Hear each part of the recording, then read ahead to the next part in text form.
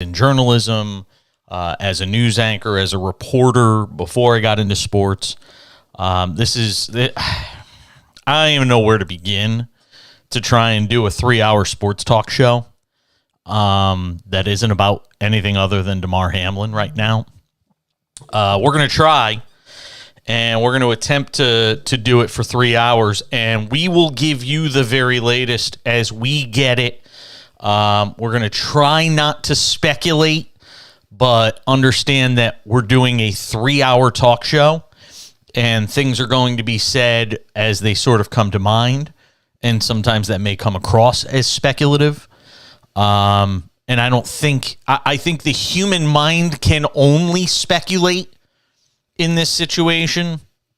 And this is one of those times where social media is great, and it's one of these times where social media is not great. For those that don't know, I should tell people what's going on, because you may not be watching TV, or you may not get alerts on your phone. Not everybody does.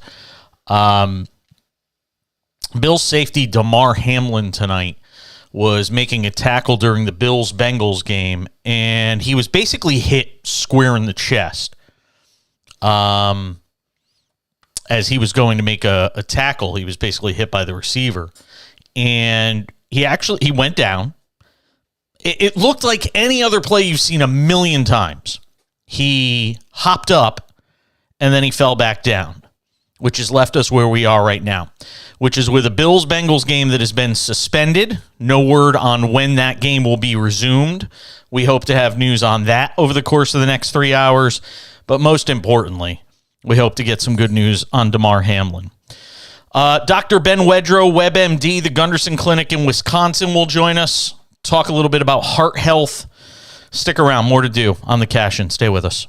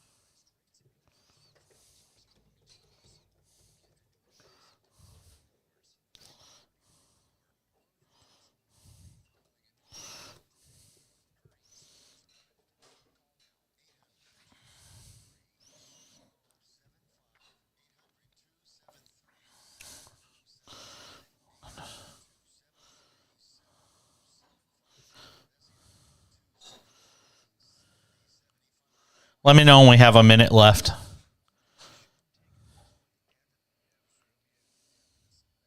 Yep.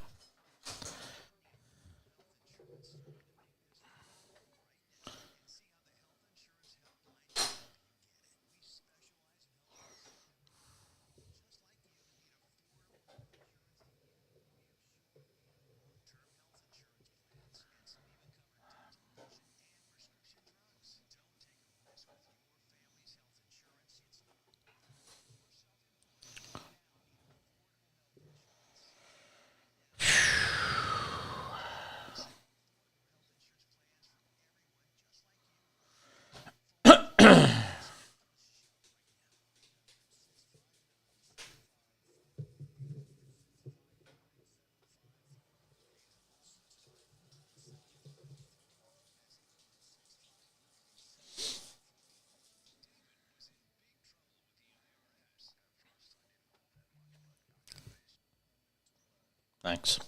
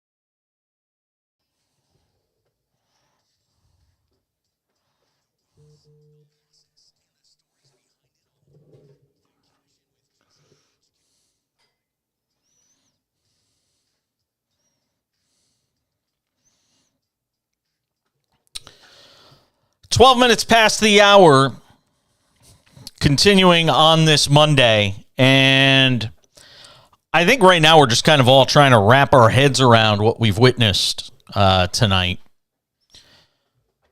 I have long said for years on this show, and this goes back several years, one of my greatest fears was we were going to see somebody die on a football field. I hope that isn't what is happening tonight. Everybody's hoping for the best for Damar Hamlin. And again, anybody who saw the hit can understand this looked like any hit you'd see in an NFL game. That's the craziest part about this whole thing. So right now, let me update you, and then I want to get to Dr. Ben Wedrow, who's with the Gunderson Clinic in Wisconsin, and he practices emergency medicine. So I thought there was nobody better that I could turn to tonight. And he's somebody that I've kind of turned to for years when it comes to stories on medical issues.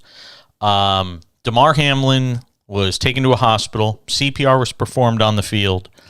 That's the official word. Now, various media outlets, and they're credible media outlets, both in Cincinnati and Buffalo, with reporters down on the field, have said that a defibrillator was used, CPR was performed, that he had a pulse but was not able to breathe on his own. That is everything that is being reported credibly tonight. ESPN is not reporting that. And maybe they want to have their own reporters verify it, and they don't want to use, some local reporter on the ground that covers the team for Cincinnati or Buffalo. But that's what we know right now. Again, game has been suspended, and we don't know anything right now about when it's going to be made up. As soon as we hear something, we'll let you know. But that's really the least of anybody's concerns tonight. All right. Dr. Ben Wedrow does a terrific job every time I've ever had him on to talk about these medical stories. The Gunderson Clinic in Wisconsin joins me on the show tonight. And as an ER doc, I guess the first thing I would ask you is, this kid gets thrown into an ambulance, and he's 24 years old. He gets rushed into an emergency room like one that you've been in for your adult life. And what happens next? Well, just know that if he survives, and hopefully if he's got a pulse, that's a good thing. He survived because there was rapid community access when you're talking about the trainers on the field of doing CPR and having defibrillation. And we know that when someone collapses because their heart stops, the sooner that you can try to get it started again, the better the outcome is. So they would not put him into an ambulance, continue to do CPR necessarily, because you need a little bit more space and room. And people who do CPR, it's really hard work, and you get tired. So you need to have people to switch off if you're going to do it for a long period of time. So the ability for him to be put into an ambulance and then taken to a hospital means that they probably got his heart restarted. So now he shows up in the emergency department, and the paramedics give you the report, and he's met by a whole crew of people. You've got the emergency doctor and the nurses and the respiratory therapist and x-ray and lab, all trying to figure out what happened while at the same time trying to stabilize him. The good news is that the paramedics often do a lot of the hard work, so you get to do a lot more of the thinking about what happened to how you can try to maximize his risk, his benefit of surviving. Because if they're doing CPR on the field, he's dead. And what they've done is they've brought him back from death. And our goal is then to allow him to survive and have the best neurologic outcome, which means the best chance for his brain to recover as well. Not only just the body, but the brain. So everything is going to be done to try to increase oxygen delivery to the brain and to the rest of his body, and to stabilize his heart rate and rhythm, so his heart keeps on pumping blood and doesn't stop again. All right, can I ask you something? What happens? What's the difference between there? Obviously, probably the immediate thing they could do on the field in that instance is CPR. He drops back, and obviously at that point when they come out on the field, they realize, okay, this guy's not breathing. Something's terribly wrong. They do CPR. Is it the moment a defibrillator is brought out onto the field? I know because that's reportedly what took place. Do they then switch to using a defibrillator rather than, to get his heart going? I mean, how would that, how would those two things kind of transpire? They work together. So is this my time to give a plug that says everyone should call up their local American Heart Association or Red Cross and get a CPR course? Because basic CPR talks about doing CPR. If someone goes down and collapses and you feel for a pulse, they don't have a pulse and they're not breathing, you start doing chest compressions right away, and someone needs to go get an AED. Because what you're doing is you're trying to circulate the blood by pushing on the chest and sort of squeezing the heart between your hands and the backbone to squeeze the heart because it's not pumping on its own. You put the AED on or the defibrillator on, if the heart rhythm is something called ventricular fibrillation, then you can shock that rhythm back so that the heart will start beating again. Because the heart is a two-stage electrical pump, and it needs to have that ability to squeeze in a rhythmic way. If it does not, it just sits there and jiggles. That's fibrillation. And when that happens, there's no ability to squeeze and push blood around. And so you defibrillate, but even after you defibrillate, you continue the CPR for a couple of minutes. And then, only then do you check to see whether there's a heart rate. And with the automatic defibrillators, it checks for you. You don't have to be able to read a heart rhythm or an EKG. The machine can tell you whether or not it was successful or not, or whether or not you need to defibrillate again. So the most important thing is start the CPR, start the chest compression. You don't even have to do mouth-to-mouth resuscitation. Just start the chest compression, and then have someone find an AED and call 911, and then hook up the AED and follow its prompts. So know where those AEDs are. They're all over public places, and that's what is ultimately going to save his life is the defibrillation. But it goes hand in hand with the CPR. It's not one or the other. It's both. Got it. Dr. Ben Wedgerow is our guest, Gunderson Clinic in Wisconsin. He is an emergency medicine doctor and somebody I value, whose opinion I value. This might be a difficult question to answer. It might be an easy question to answer. When it comes to the brain being deprived of oxygen, is there any sort of standard out there for medical professionals in terms of damage to the brain, the ability for somebody to recover? I mean, if it's a minute, if somebody's brain is deprived of oxygen for a minute, 2 minutes, 3 minutes, is there any sort of I guess, test line there that doctors go with? There's no magic number. There really is. So it's just different for everybody? Everyone is different. And so know that when he says the patient's not breathing on his own, when the player says he's got a heartbeat but he's not breathing on his own, he may not be breathing on his own because as part of the resuscitation from a collapse like that, a breathing tube will be put into his trachea to breathe for him. And when that happens, if he's got a young, healthy body, if they start to heart again, he may start to be bucking or moving. You don't want him to do that because it's a really unstable situation. So you may paralyze him with medication, just like you're going to the operating room and having an operation where you get paralyzed and the anesthesiologist breathes for you. That may have happened. So he's not breathing on his own. It may be because the doctors are breathing for him. Or it could be because he's not breathing on his own because he's not. And we don't know. And we're not going to guess. But we know that the sooner you start the CPR, the sooner you do the defibrillation, the better chance is to restore blood supply to the brain. How the brain reacts will take a while to figure out, and there's not going to be any magic number for that. Our goal is for every patient is to return them back to the level of function that they had before. But we won't know that for a while, and it may be hours and days till that's decided. The official word from the hospital, by the way, is that Damar Hamlin is in critical condition. I don't know if that's necessarily a shocking, I guess, turn of events in all of this when you consider what we've witnessed on the field tonight. again, from the category of, I guess, speculating, but not really. When you look at the hit in the chest, stands up, drops down, I mean, does it signal cardiac arrest? And I kind of talked to you about this before we came on the air tonight, just in full disclosure to the audience, that there's cases of this kind of thing happening. So, yes, he had a cardiac arrest because that means his heart stopped, so they're doing CPR. But every cardiac arrest is different. So it all depends on what kind of heart rhythm he has when the heart stops beating. The heart can stop beating because you have ventricular fibrillation, which means the ventricle, the electrical signals in the heart aren't in a routine pattern. So the heart just sort of sits there and jiggles. That's called ventricular fibrillation. That's different than atrial fibrillation, which is the top part of the heart. So think about this. The heart is a two-stage electrical pump. The top part of the heart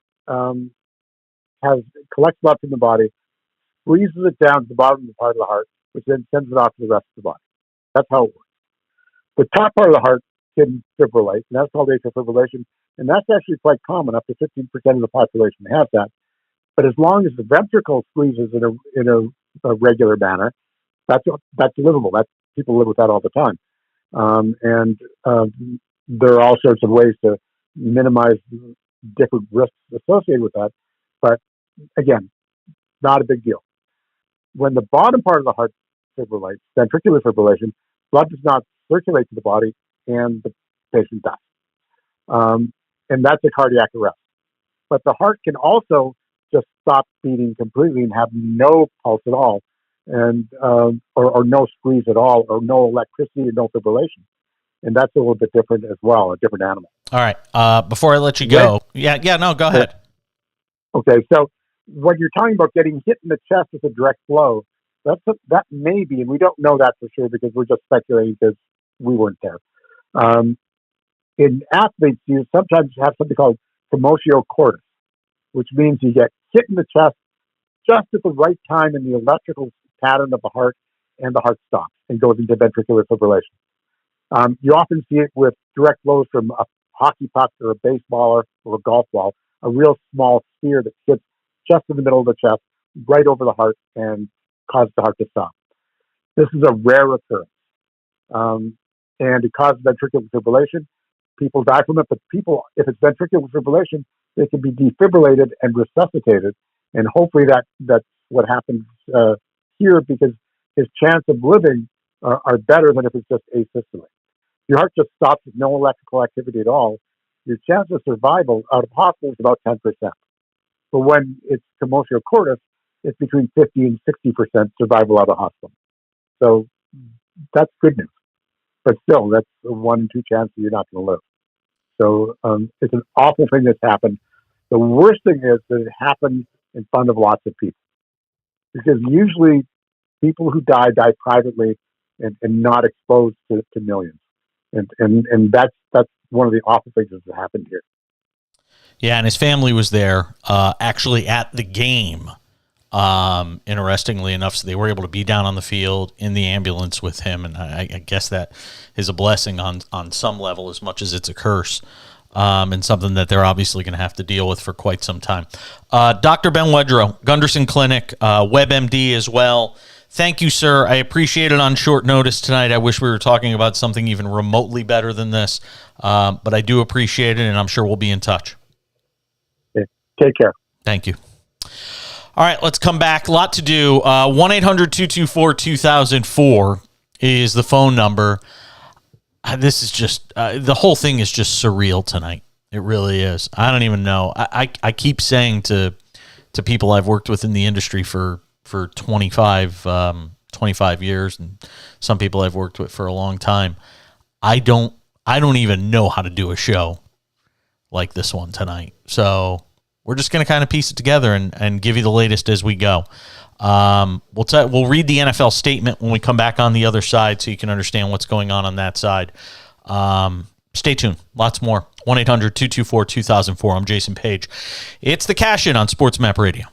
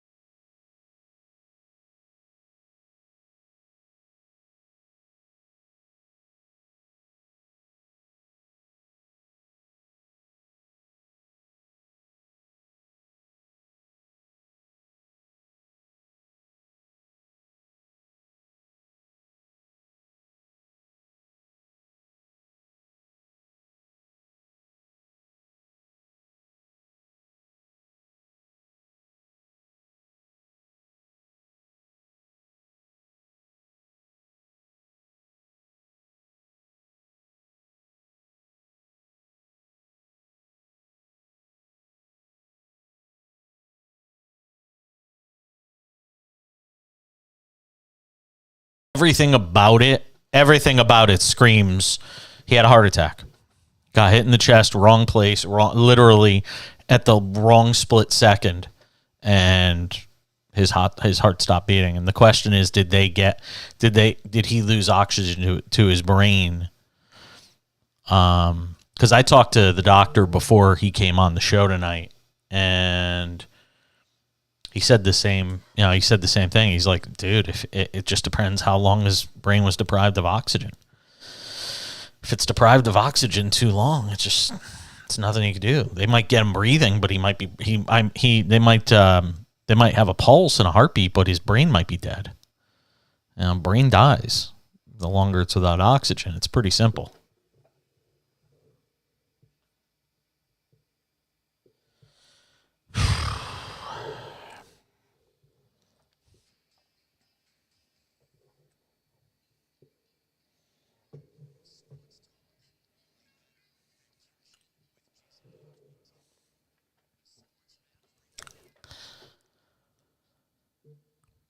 Appreciate you being with us tonight. The telephone number is 1-800-224-2004, 800-224-2004. This is not me doing an I told you so thing. But I've long said for years that we were going to witness a football player die on the football field. I pray to God this is not the night. I pray to God it never happens. But for years, I've said that this was something that was inevitable because of the violent nature of this game. But if any of us honestly believed, I think objective observers, not football fanboys who think the sport can do no wrong, I think they believed. I think anybody who's watched and thought, oh my God, somebody's going to die on a football field one day. I think the logical thinking was it's going to be a head injury. It's going to be a neck injury. Much like you would see in a boxing match, somebody gets hit in the head and something like that, and the lights go out. I don't think anybody would have thought it would happen on that hit. And by now, look, we're hour and 35 minutes out from when this happened. Probably the entire country and anybody with social media has probably seen the hit by now. So if you don't know what I'm talking about, I can't help you. But if you watched that hit a million different times, there's no way you think that's the hit that's going to potentially kill somebody. No, there's just no way that you could imagine that would be the hit that does it. But everything sort of lines up, and I was talking about this off the air with Dr. Ben Wedrow and talking about it even just during the commercial break just now on SportsMap Radio, that everything with this lines up in the vein of cardiac arrest, that's what happened here. And I'm sure that's probably what we'll learn. And that's not me trying to be a doctor or anything like that. It's common sense. I'm shocked it took the NFL as long as it did to postpone the game, that it took, an hour plus. But they did the right thing. And that is exactly what the league should have done. There is a statement from the NFL. I'm trying to dig it up here as we speak. See, NFL statement. We'll give it to you here. Nick Ferguson will join us. Somebody who knows a bit about playing the safety position. He's a former NFL safety and a friend of this program.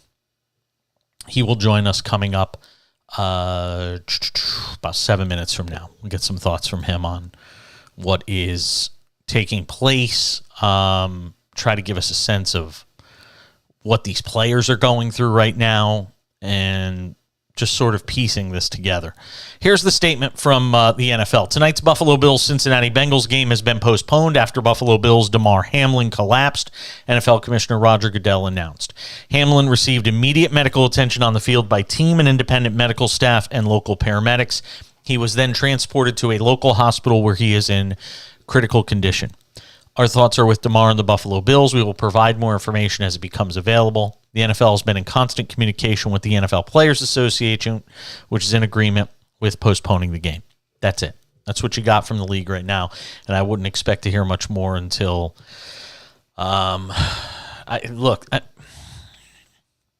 you can't, I mean, if we're going to talk about this and talk about all aspects of it, there was a game being played.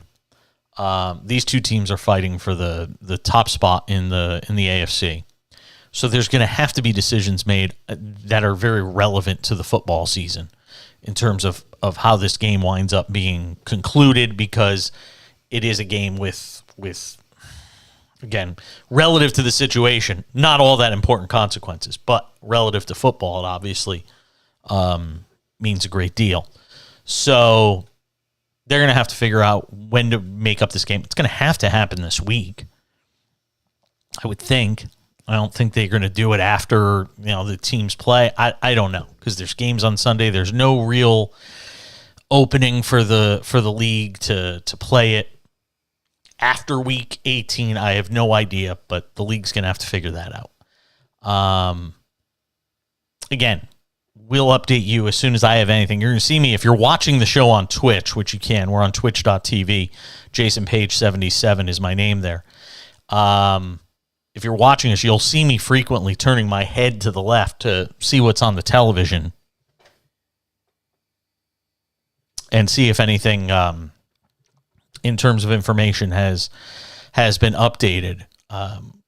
Again, I've tried to think back through my life, things I've seen on the football field, and I can't recall anything quite like this. Ryan Shazier, who wound up being partially paralyzed. Mike Utley being paralyzed was another one.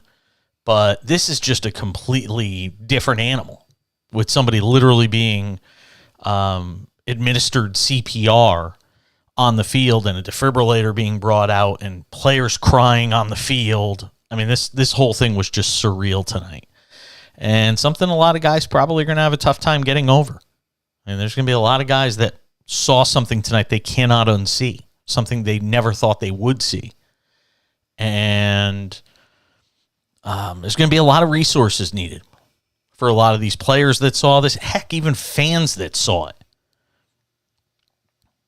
So we will keep you posted. Nick Ferguson will join us coming up on the other side, former NFL safety with the Denver Broncos. We'll get some thoughts with him on sort of the logistics of this sort of thing in terms of the hit and how it all happened, and give us some perspective as well. That as we continue on this Monday edition of The Cash In on SportsMap Radio.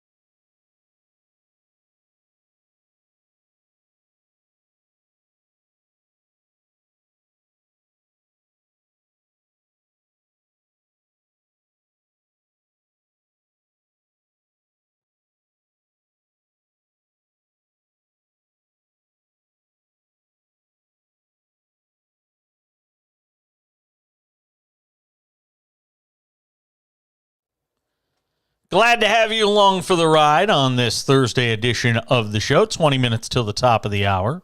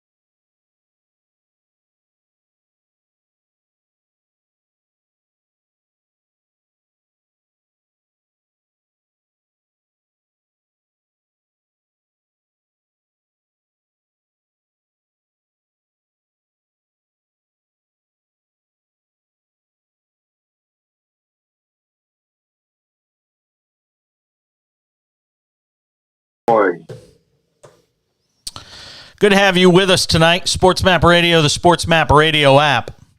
There's no real playbook, so to speak, for how we do this sort of show tonight, but we're just going to try and sort of piece it together for 3 hours. And we're on right in the thick of it, so to speak, in terms of news breaking as we are doing the show, which is always challenging. And I don't have a huge crew of people working with me on the show, so I'm literally I'm trying to news gather while I'm hosting the show. We already had on an ER doc, my friend Dr. Ben Wedrow, who's with the Gunderson Clinic in Wisconsin with WebMD as well, who joined us. He's an ER doctor, so really the kind of person you want to have in this sort of situation. And he really broke it down very well in terms of what is going on in this situation. Now, my understanding is the hospital is going to have a press conference to update the media on what's going on.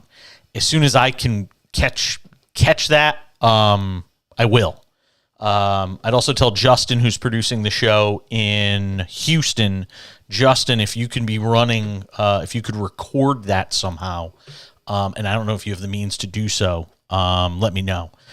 Because I may play it live when it comes, but if not, if I'm if we're on a break or something like that, I'd like to have all the information from the hospital. Okay, Nick Ferguson is a former NFL safety, a friend of this show. He appears frequently. We were not planning to have him on the show tonight, and we were able to get him on short notice, so I'm grateful for that.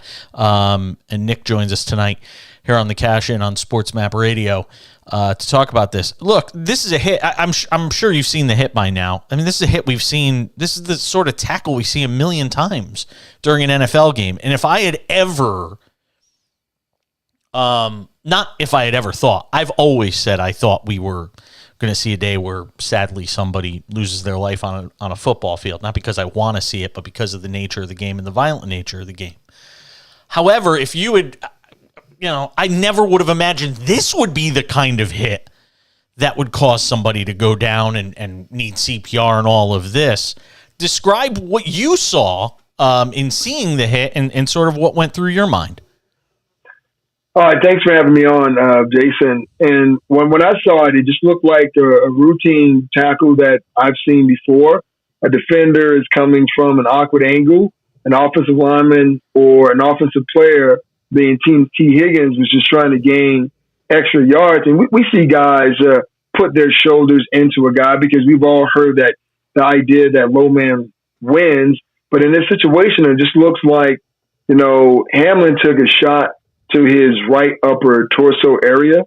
And it didn't really seem like, T. Higgins made contact with his helmet per se. But in those types of collisions, you never know what can actually take place. And it didn't seem like a really violent hit. That's probably why his teammates initially didn't react. And even T. Higgins himself didn't initially, react. He might have thought it was maybe a leg or another type of injury. But once guys start to realize the severity of the situation, you can see that emotion play out on the face of a lot of the players, especially the Buffalo Bills players who have been teammates with Hamlin this entire season. This might be asking you a lot and asking a lot of you, but I'm going to do it anyway because just sort of where I am right now. You've been around the league a long time. You played in the league. Have you ever seen anything? Is there anything that you can harken back on from your career that even whether high school, college, football, NFL, anything that comes to mind, a situation like this that you've been a part of? Yeah, it reminds me of when we were playing, oddly enough, the Buffalo Bills and then Ralph Wilson Stadium.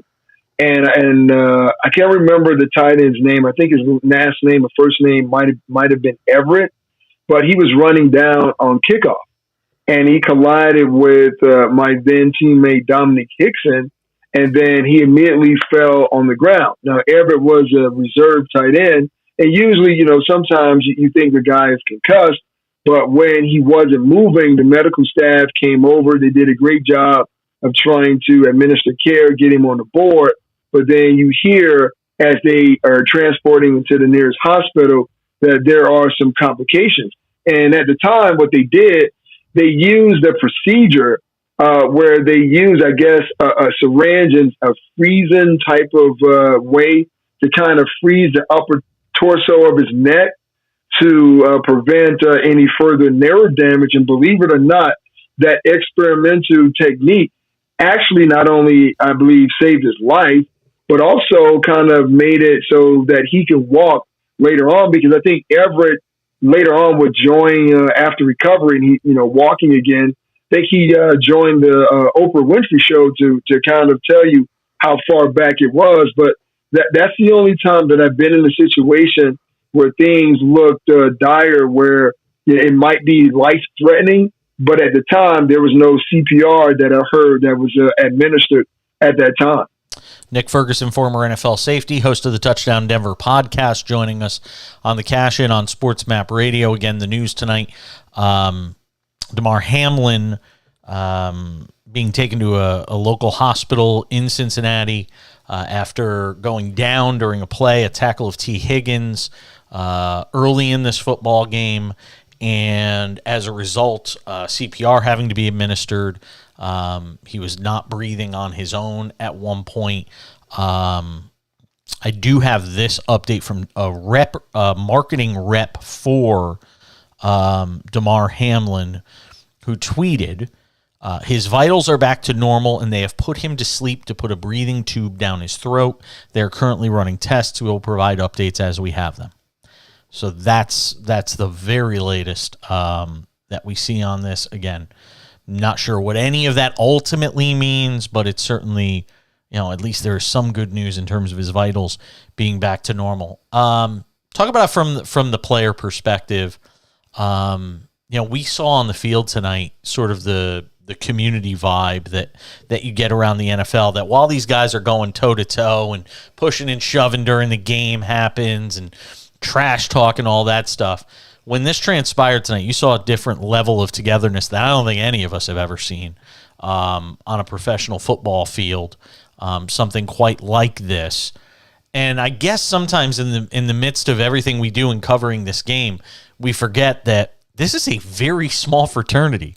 I mean, you're talking about, in terms of active on NFL rosters every week, you're talking about 32 teams, 53 guys, do the math, maybe 1,500 players that are playing this game in the entire country.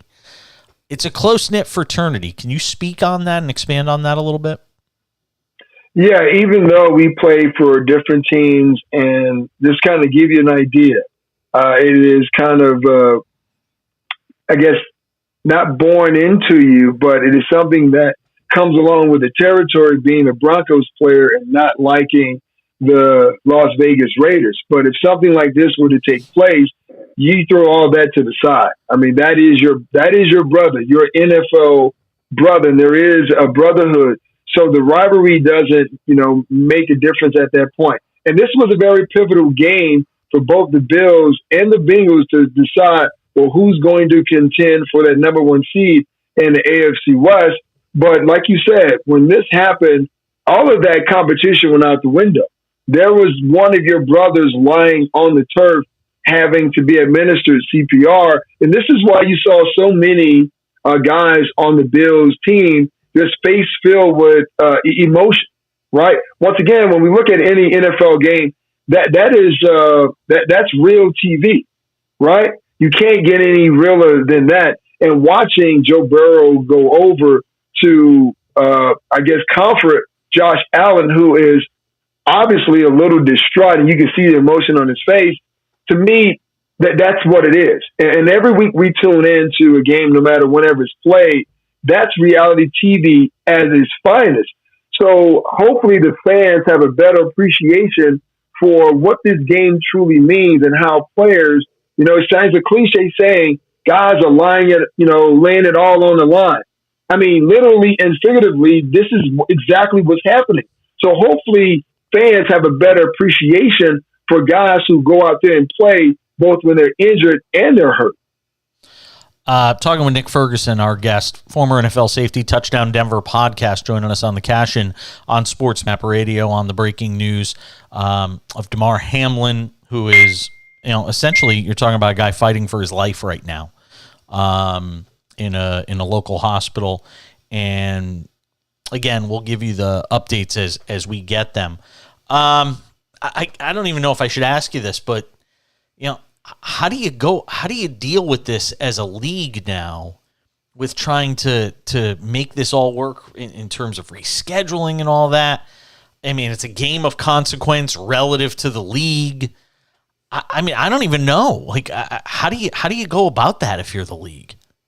You have to figure out right away. And there was a shot of the coaches inside the tunnel, both Zach Taylor and Sean McDermott having a conversation. And I'm sure there was someone in New York City that has placed a call to both of those teams as they're trying to frantically figure things out, because before the game tonight, the schedule for Saturday was already set.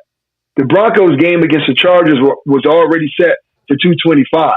And because we are at this stage of the season where you're trying to figure out which teams are going to jockey for what position and who's going to have that number one seed and get that bye, now they have to come with a whole contingency plan.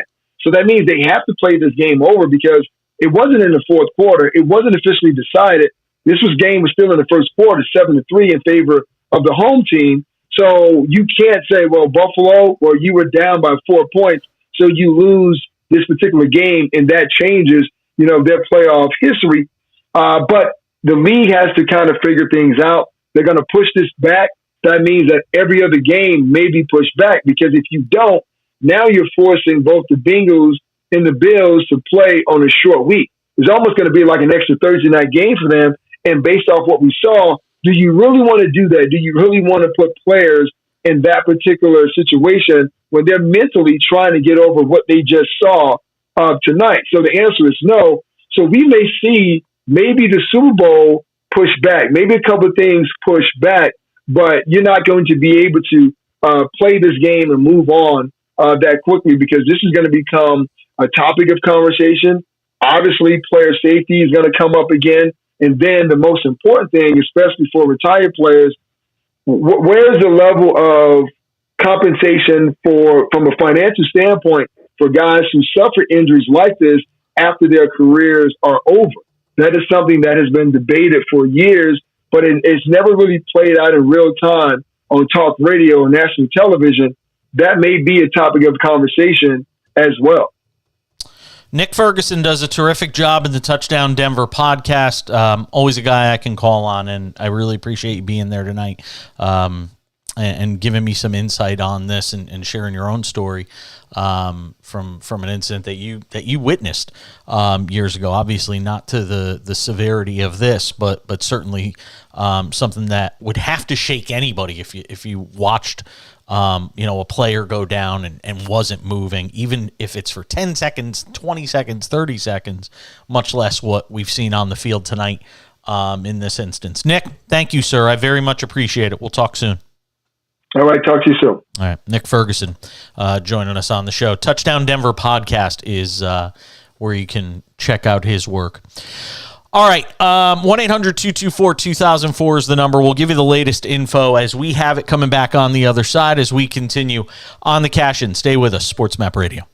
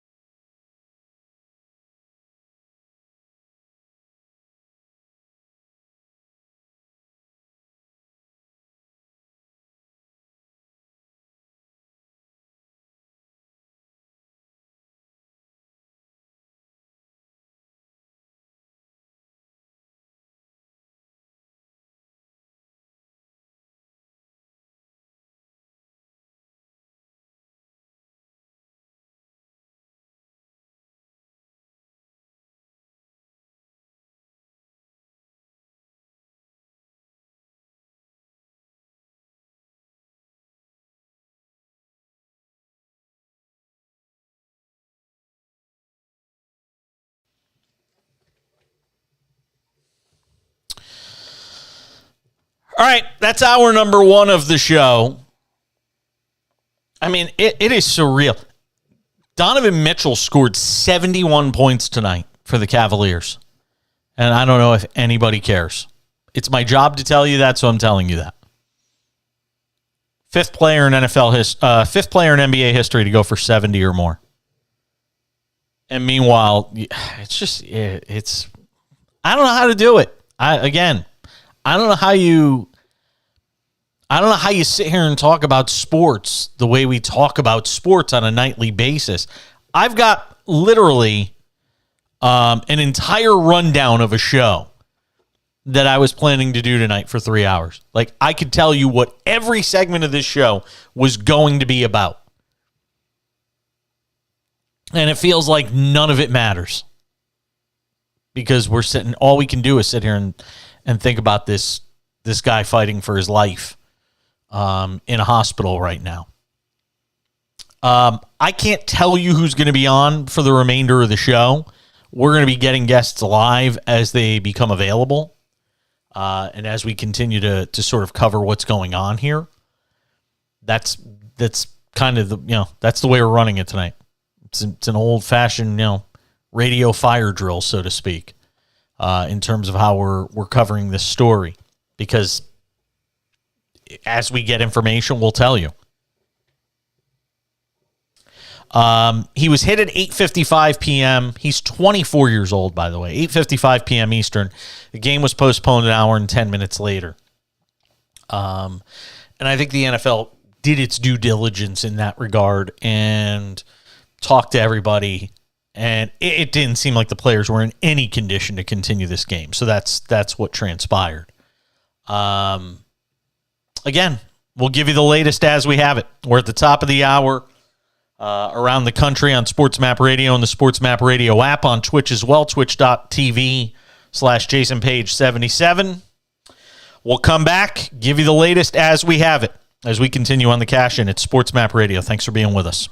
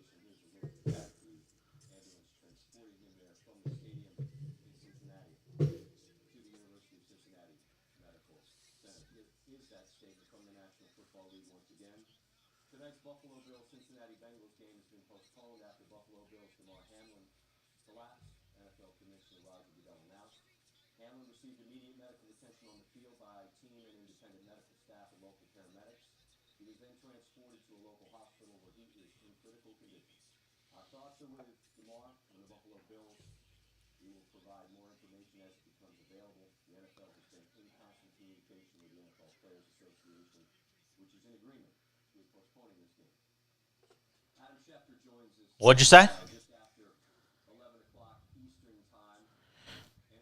Okay. Let's do the doctor and Nick Ferguson in the podcast.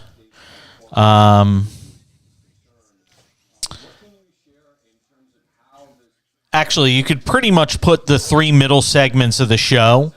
Let's put the three middle segments in the podcast. So Wedrow, the segment after that, and then Ferguson. Okay. Yes, you got it. And you're going to have to replay. Actually, I could do it on my end. Yeah, for the final hour. I'm going to try and get another NFL writer in this hour.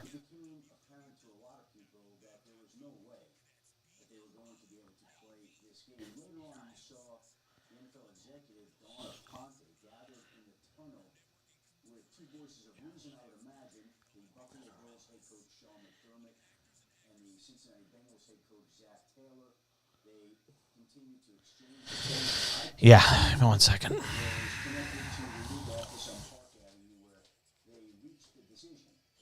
I got to do Fox and Friends first at 4 a.m. Eastern. 1 a.m. That's a 1 a.m. here. Yeah. Wow. How did you get it? I reached out to my contact.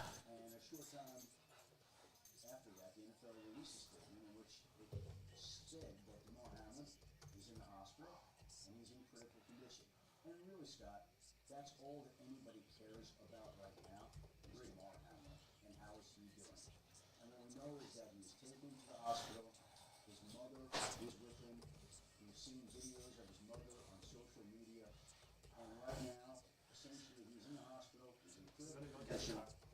Okay. Do you need me to stop and get anything for you, like Starbucks? No, I'm okay. Well, I might need Starbucks, but no, don't. I think I got another coffee Coke here.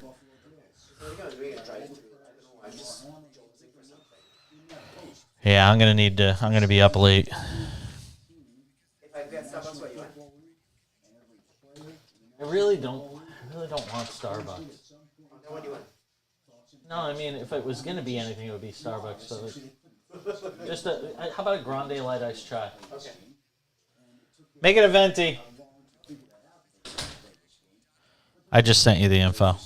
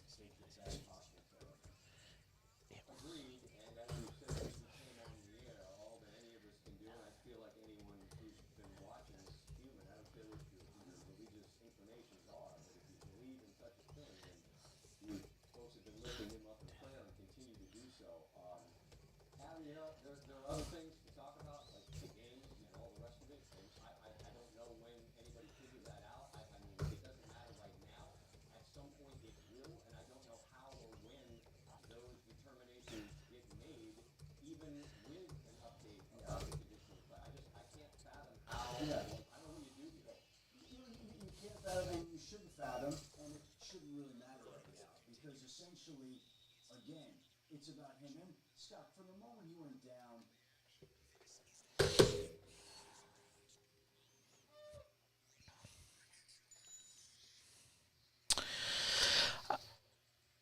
Hour 2 of the program begins right now. SportsMap Radio and the SportsMap Radio app. Thank you for being a part of it.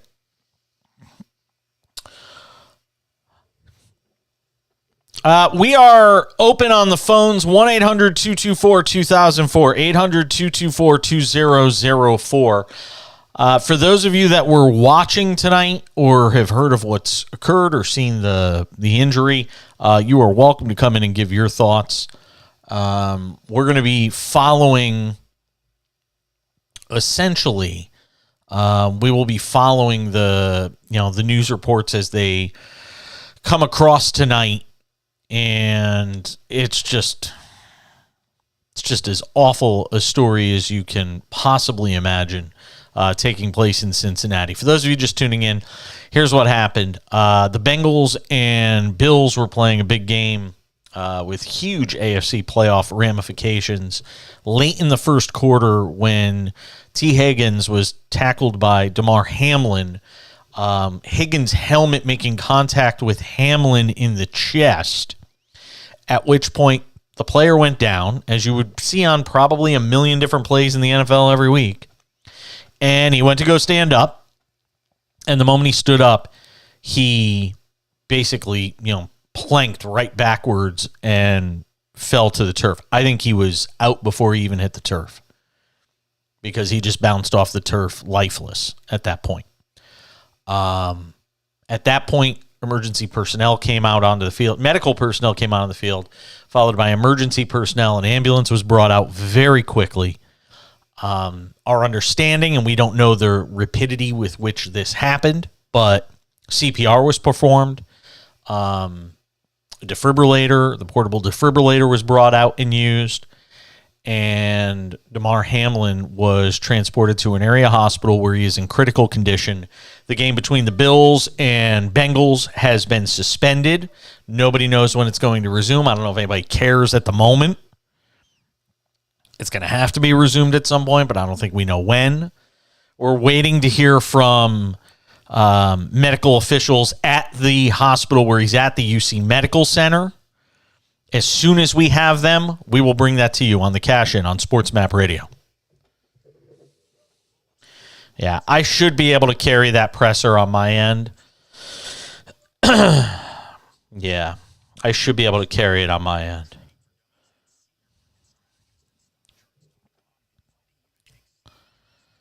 Through my YouTube TV feed.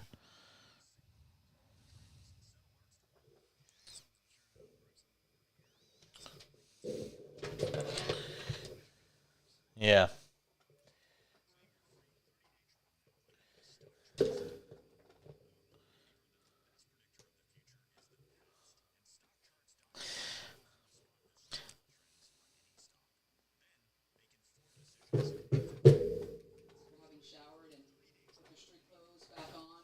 So far, it doesn't appear that their buses have arrived, so they're just kind of mingling out there by the locker room, not really doing much of anything, just kind of talking to each other, eating what little bit of food is around.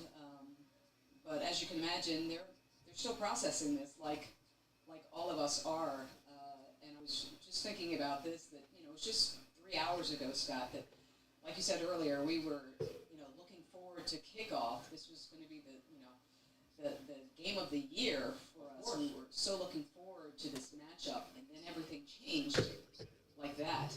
Just imagine how these players are feeling with all the hype surrounding this game, leading up to it. They're all fired up, ready to go, and to see one of their teammates go down the way he did, they have to still be just in shock. And just seeing I was down here on the field when this happened, just seeing the looks on their faces, the emotions on their faces, the openly crying. It's something that I'd never seen before, hope to never see again. And keep this in mind as well. We were all shielded from what was going on in the middle of the field. We couldn't see, and rightfully so, we shouldn't have been able to see what the medical personnel were doing for DeMar Hamlin. But those players, they saw it. And you could see just how traumatized they were by what they saw. So our thoughts and prayers to DeMar Hamlin, his family, and to all these guys who were out here on the field tonight. This isn't something that should happen.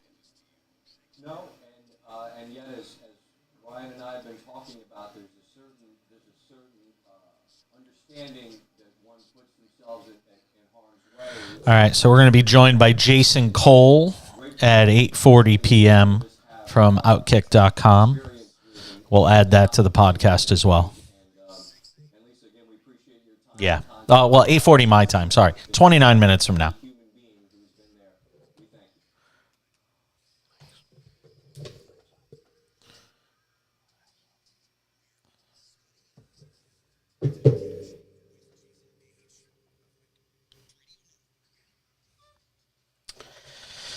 It's an all-hands-on-deck sort of night.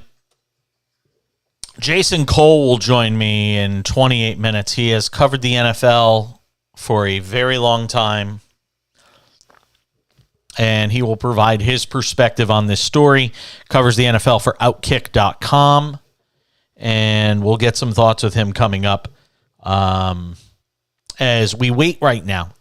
So what we're waiting on right now is PR folks from the UC Medical Center. When they come to the podium, we will carry that live here on our SportsMap Radio affiliates around the country, on the SportsMap Radio app, and those of you watching the show on Twitch right now, Jason Page 77, you will be able to hear it there as well. But we're basically just waiting right now on what this, what news we're going to get. That's basically where we are right now. We're sort of in a holding pattern, and we will, fill that time as best we can. You guys are welcome to weigh in. 1-800-224-2004 from anywhere in America. 800-224-2004. You can tweet at the show as well, at the back page if you want to get at us that way too. And again, just a a surreal night in sports where you have this awful story about Damar Hamlin that we're all hoping has the happiest of endings, with him being able to survive. And once we have something to report, we'll obviously give it to you. But on a night where this happens in Cleveland tonight, just a remarkable game in a season that's already seen so many amazing performances, and in a season where we've talked about his scoring being up and all that stuff. You had a 71-point performance tonight from Donovan Mitchell in the NBA, and obviously overshadowed and rightly so by this news of what has transpired with Damar Hamlin, but just remarkable, absolutely remarkable. And again, I think even Donovan Mitchell would say that the attention should be on Damar Hamlin and what's taking place. And what's interesting on a night where this happens is earlier in the first quarter, I think on the first drive of the game, within the first minute and a half, a Bills player was injured. Excuse me. It was a Bills player, I believe, who suffered a head injury and was being taken back to see if he had a concussion. And I was thinking to myself when that injury occurred, about how we could do everything we want to try and make the NFL safe, but these sorts of things are unfortunately going to happen, and it's terrible, and I don't know what the answer is anymore. And I was thinking about, literally this was happening in my head, thinking about Tua Tagovailoa and the injury that he sustained and his second concussion of the year. And I planned on talking about that tonight because that was part of the show and player safety. So I guess we can probably talk about that as well. But as I was relaying to Nick Ferguson, I might have had the conversation with him off the air after we got done doing the interview. And I even texted with him before the show tonight. This, again, knowing what we know and seeing what we've seen, this story tonight does not feel like a player safety issue. And I know people are going to want to make it out to be that. And Nick and I were talking during the break, and he said, well, but it happened in the NFL. So people are going to make it a player safety issue. But it's not. This was a perfectly... And you want to say that, T. Higgins had his head down and, that caused the contact with Damar Hamlin's chest, and you can't, stick your head down and hit somebody where... this game is moving so fast. If that's the degree to which we're going to microanalyze the way contact is made between guys, then we might as well stop playing the game. We really might as well make it flag football at that point, because you cease to have the NFL that you have today. And maybe 30 years from now, that's where we are. I don't know. But we're certainly not there yet. And a lot of people are going to try to make... Nobody has been more vociferous in their conversation about player safety than me on this show. Nobody. But this does not feel like the player safety conversation that we've been having. And talking to Dr. Ben Wedrow, who again, we're not even 2 hours out, or we're 2.5 hours out from this incident, 2 hours and 20 minutes, whatever it may be. So all we're doing is speculating at this point. Responsibly speculating, but still speculating nonetheless. And yes, you can responsibly speculate. We're not... Irresponsible speculation is, is he going to, talking about life and death matters that would be insensitively speculating. What we're doing here is speculating with regard to how the narrative is going to be shaped around this story. And I don't think that is anything that's out of bounds.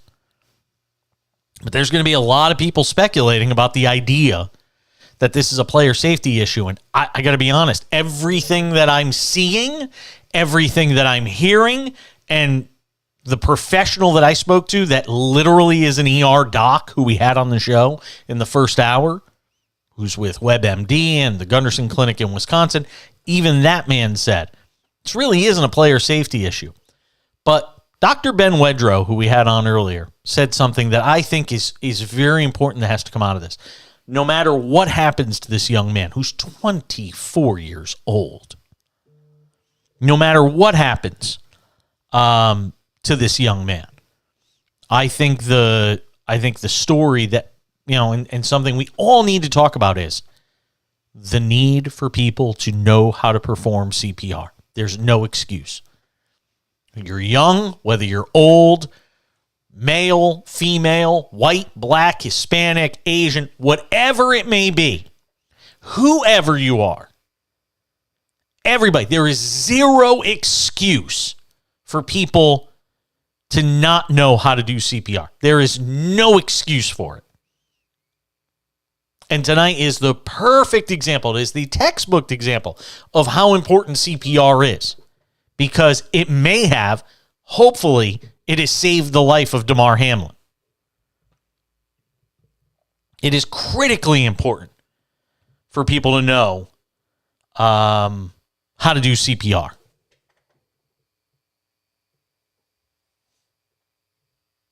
So the very latest, again, Damar Hamlin in critical condition right now at UC Medical Center.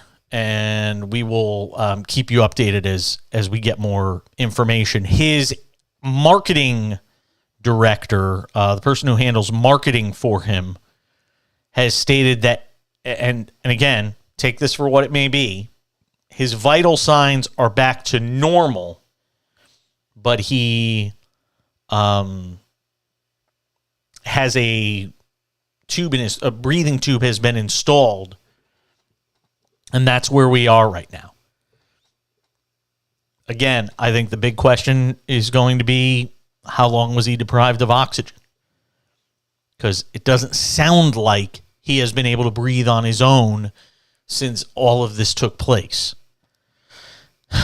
And that is obviously of the most immediate concern right now.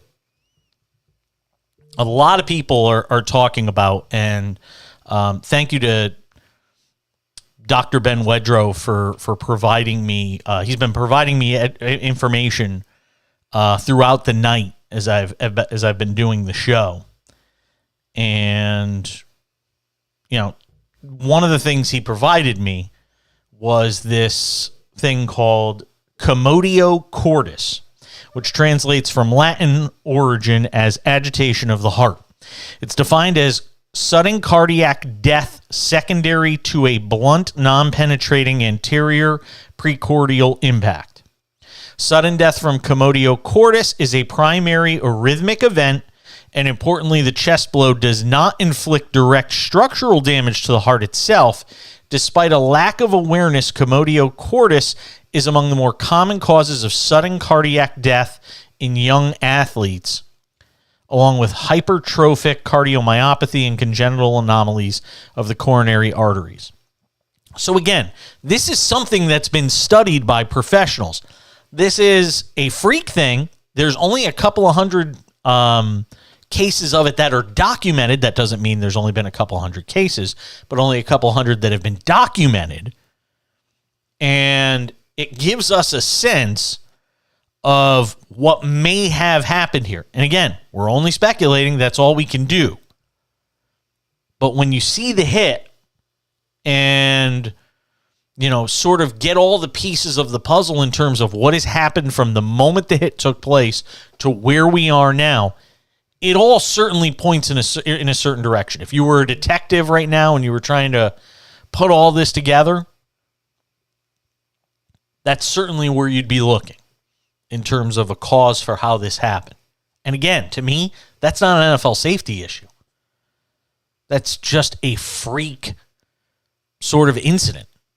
We see head injuries and concussions and head trauma and even spinal cord injuries on a somewhat frequent enough basis that there's a trend line for it. The NFL's been played forever, and we ain't never seen this, which is another thing that tells you it's a freak incident.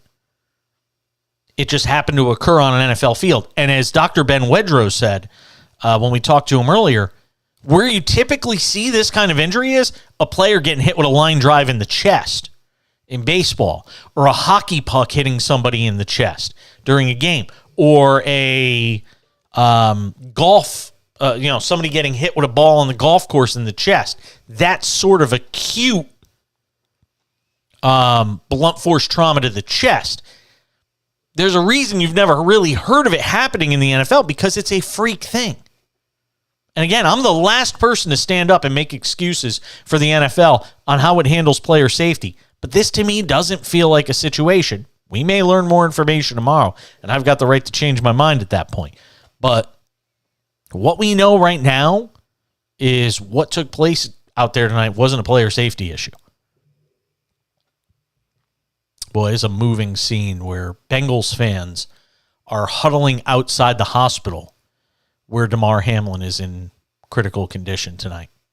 All right, we'll take a quick break. We'll come back. We'll see if there's any new information that I can get during the break. 1-800-224-2004 from anywhere in America, 800-224-2004. You can hit me up on Twitter at The Back Page. Again, on Twitter at The Back Page. Jason Cole from Outkick.com does a great job on the NFL. He will join us coming up in about 15 minutes. We'll get some thoughts with him, see what he's hearing from around the league in terms of what is potentially happening behind the scenes. We'll see what he can add to the story, and somebody who's covered the league for a long time. He's a Hall of Fame selector. He's seen a lot of things. I will be interested to get his perspective on this story as we continue on the Cash In. I'm Jason Page. Good to have you with us tonight on SportsMap Radio.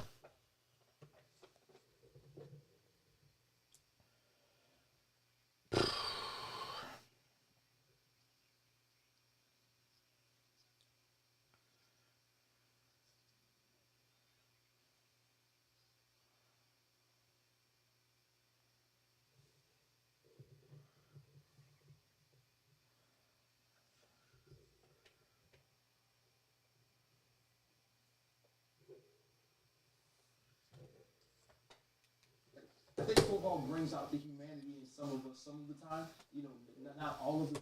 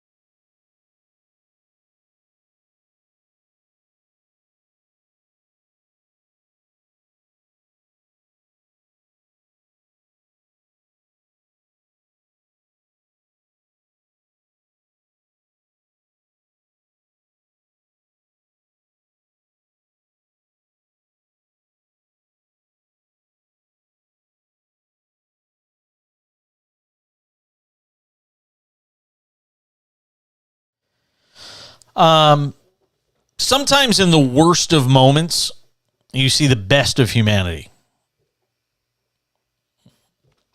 Yeah, I'm here. Can you hear me? Do you not hear me? Justin? Can you hear me? I hear everything on my end. Can you hear me, Justin?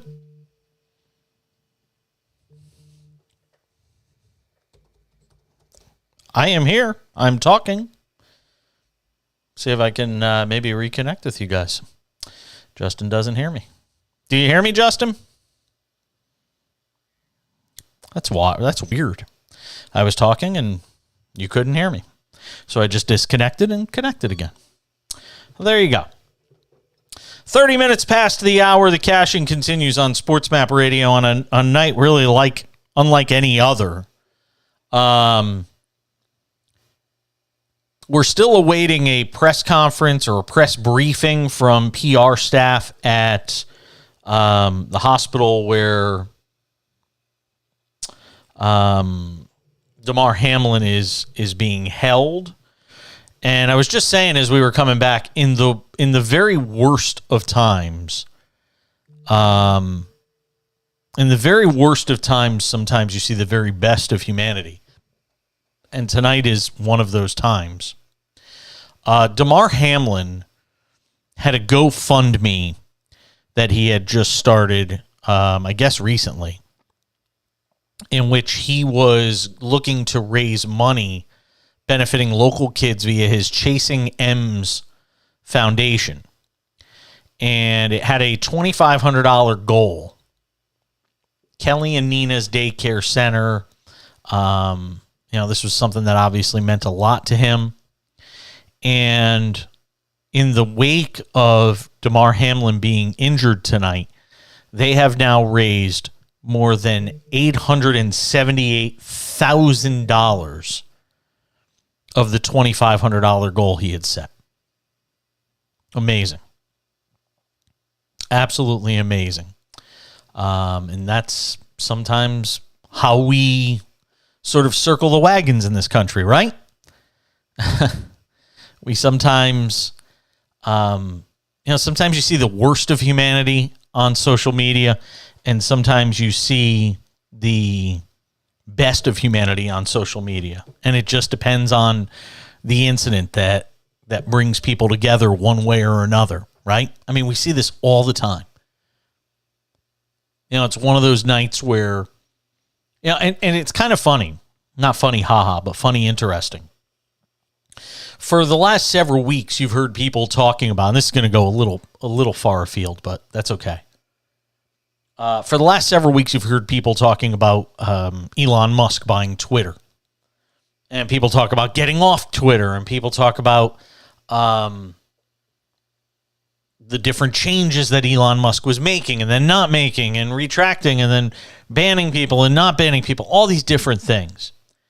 And there was real thought a few weeks back that Twitter might just go away, that all the losses they sustained from the layoffs and people quitting because they weren't happy with the way that Elon Musk was running Twitter, that all of these things could ultimately lead to Twitter just ceasing to exist, ceasing operations, that the system couldn't be sustained, that the platform couldn't be sustained.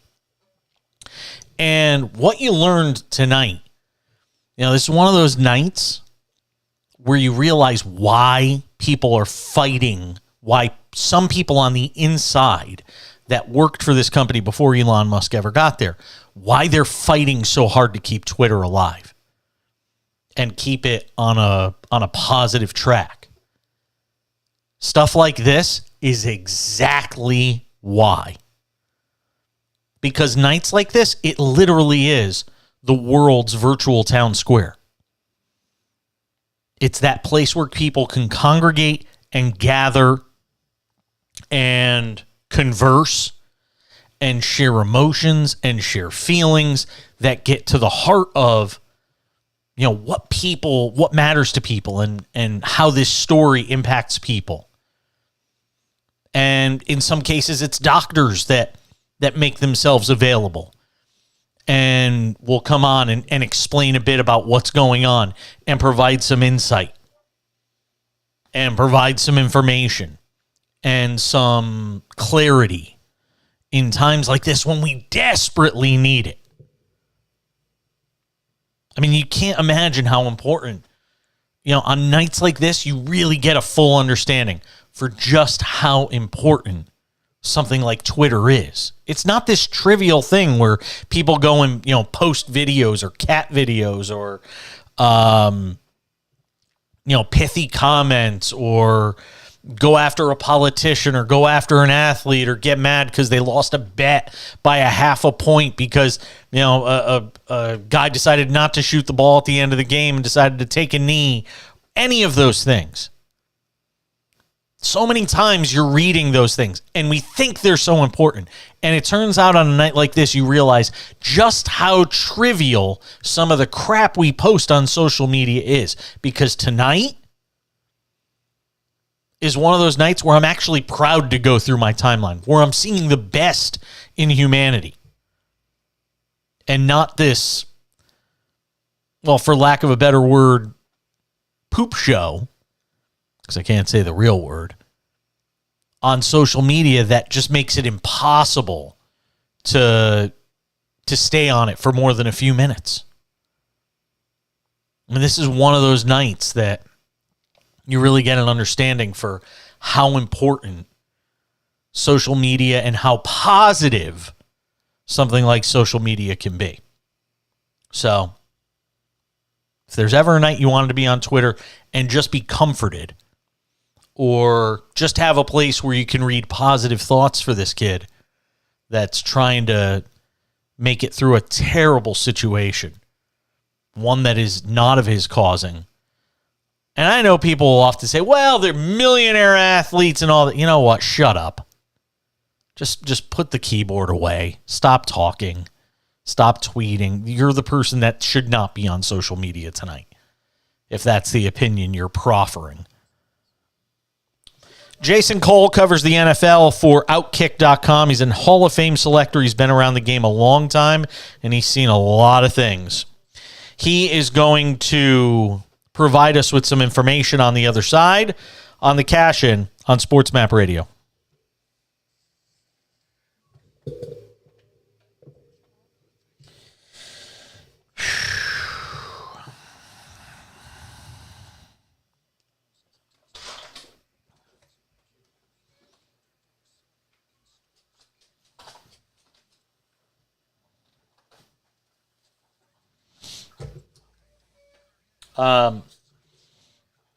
You mean the podcast?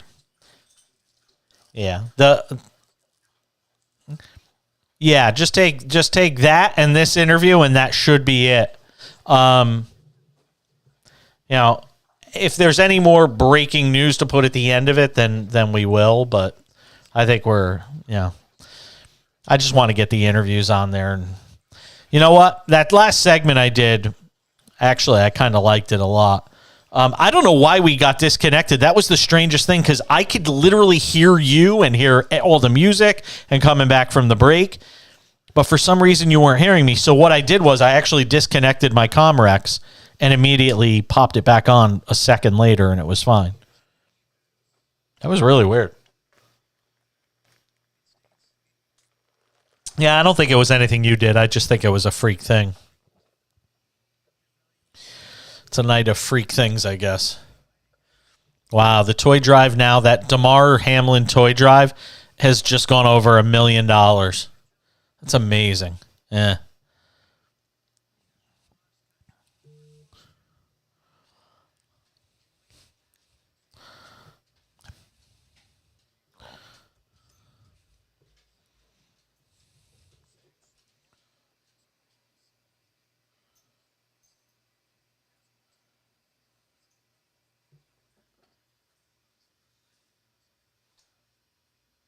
Yeah. I mean, it's just looked like 1 million hits you'd see in the NFL every week. It's crazy.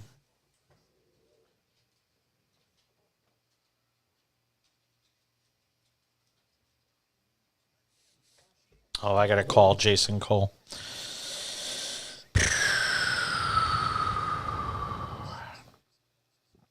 Yes.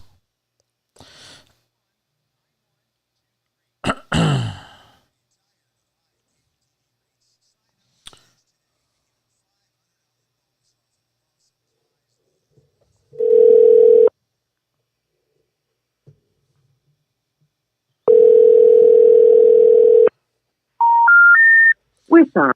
Yeah, that was the wrong number. Jason Cole.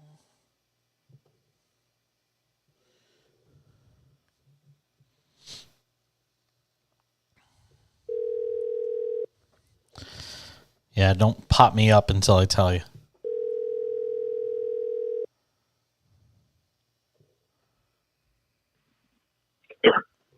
Hello. Hey, Jason, it's Jason. Hey, Jason. Stand by. We're coming back. Okay. Yes.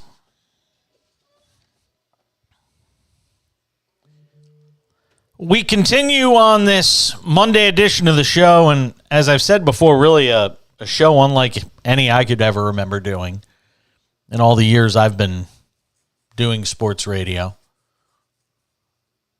I guess it was a different reason, but you know what I think? I always think of, crazy nights that I've been on the air, and I was talking to somebody before the show where I said, I've literally, I've been doing this 28 years.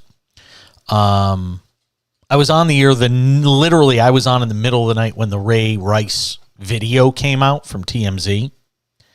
And in sports talk, that's the only night I can remember that was quite like this one. Just in terms of the gravity of it in that moment.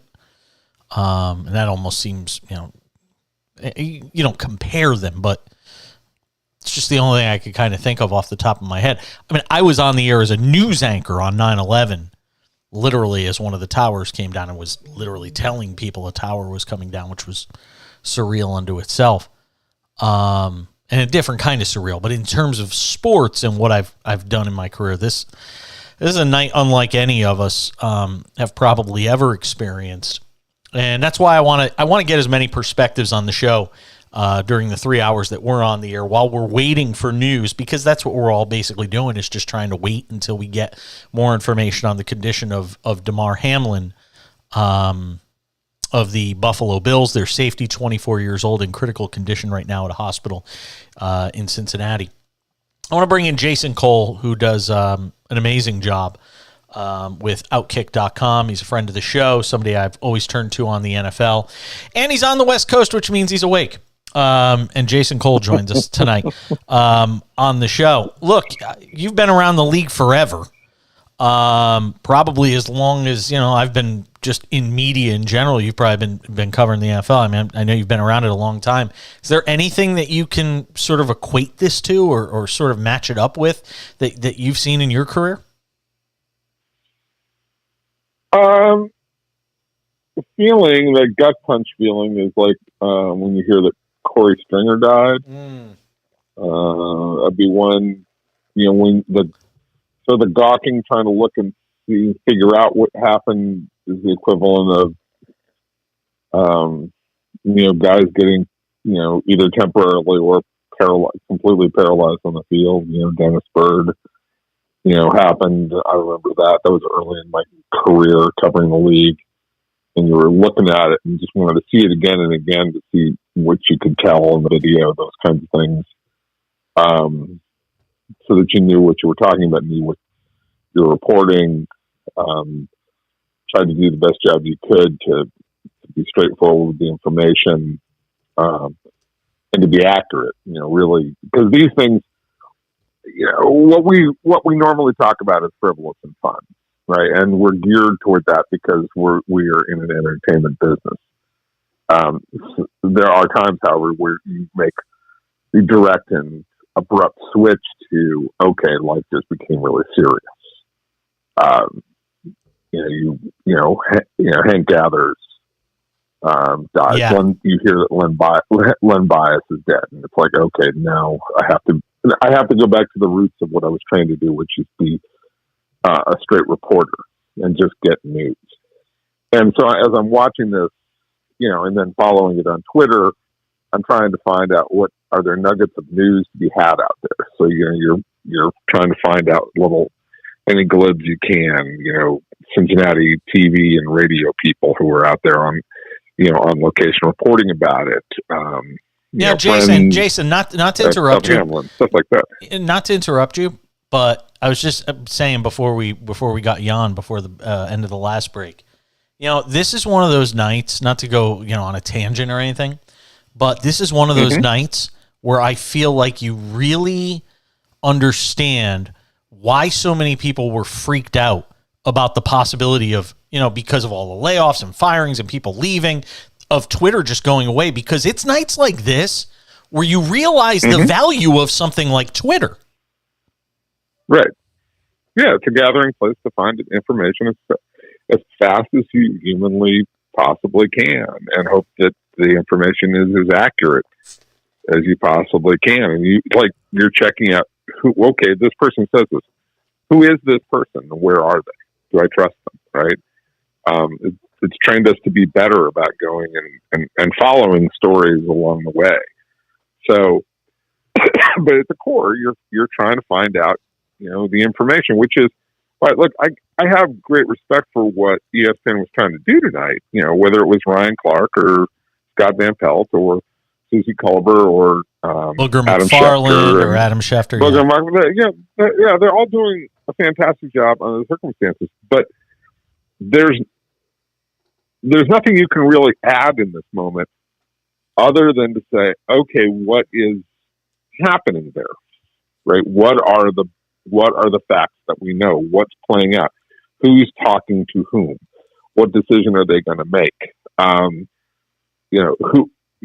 Okay, Zach Taylor comes over to talk to Sean McDermott as they're talking about whether they're going to resume the game or not. And you can see that it looks like, hey, look, let's just take a break and get off the field for right now. Nobody, our players are not in a condition to play. Let the league go figure this one out, right? Get people off the field, get them away from the fans, get them away from, whatever they're having to deal with. Get them in private, right? Which was a wise decision. Because the last thing you need is some idiot in the stands going, get on the field, which, some out of the 70,000 people there, somebody's going to say something stupid. All right. You don't need them exposed to that. Let them go be in private because they're dealing with it, because those players are dealing with something that goes against the very nature of who they are. They're trained to be warriors. They're trained to put their bodies on the line and to not think about the harm that can happen to them. And then all of a sudden, literally one of those guys is not breathing and is, I'm assuming that they believe he's dead on the field. And now he's getting CPR because he's not breathing. And they think he's going to die in front of them. And it all became incredibly human at that moment. Now, why it happens and, what it is, who knows? That's to all be figured out. But they, at that moment, think they're witnessing somebody, one of their friends, their teammates, dying in front of them. And that is just so jarring to the soul of a person who believes they can overcome anything, right? That's what they are trained to do, to overcome anything. They're trained to believe that they can do that. All of a sudden it's like, no, this is what can really happen at any moment in your life, depending on what the situation is. And so those guys aren't thinking about playing. They're not ready. Their minds are gone at that point in time.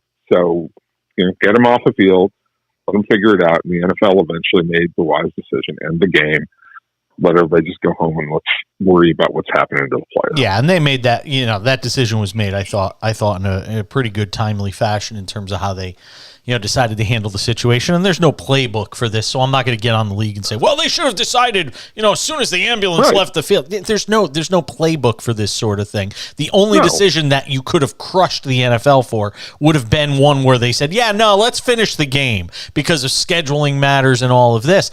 Now, I will ask this. Have you heard anything? I mean, does anybody have a sense for how the league, where they go from here? No, and I think they're probably figuring it out. But look, what do you just declare it a tie, right? That's probably what you do. And you say, okay, if it comes down, if we're talking about the end of the season, Cincinnati versus Buffalo for a seeding purpose, if this game would have determined that, okay, we're going to flip a coin. Or maybe you sit there and say you're going to delay the playoffs, a week. But do you push that's the question then. Do you push everything back a week, including the Super Bowl? And look, I'm well. No, the Super Bowl you can do, like, what you do is you just say we'll do the 1 week between the championship games and the Super Bowl, right? Yeah, that's what you just do, and you move the Pro Bowl. You do whatever you have to do. The Pro Bowl, nobody cares, right? Yeah, and you can solve that and keep the Super Bowl. You cannot move the Super Bowl.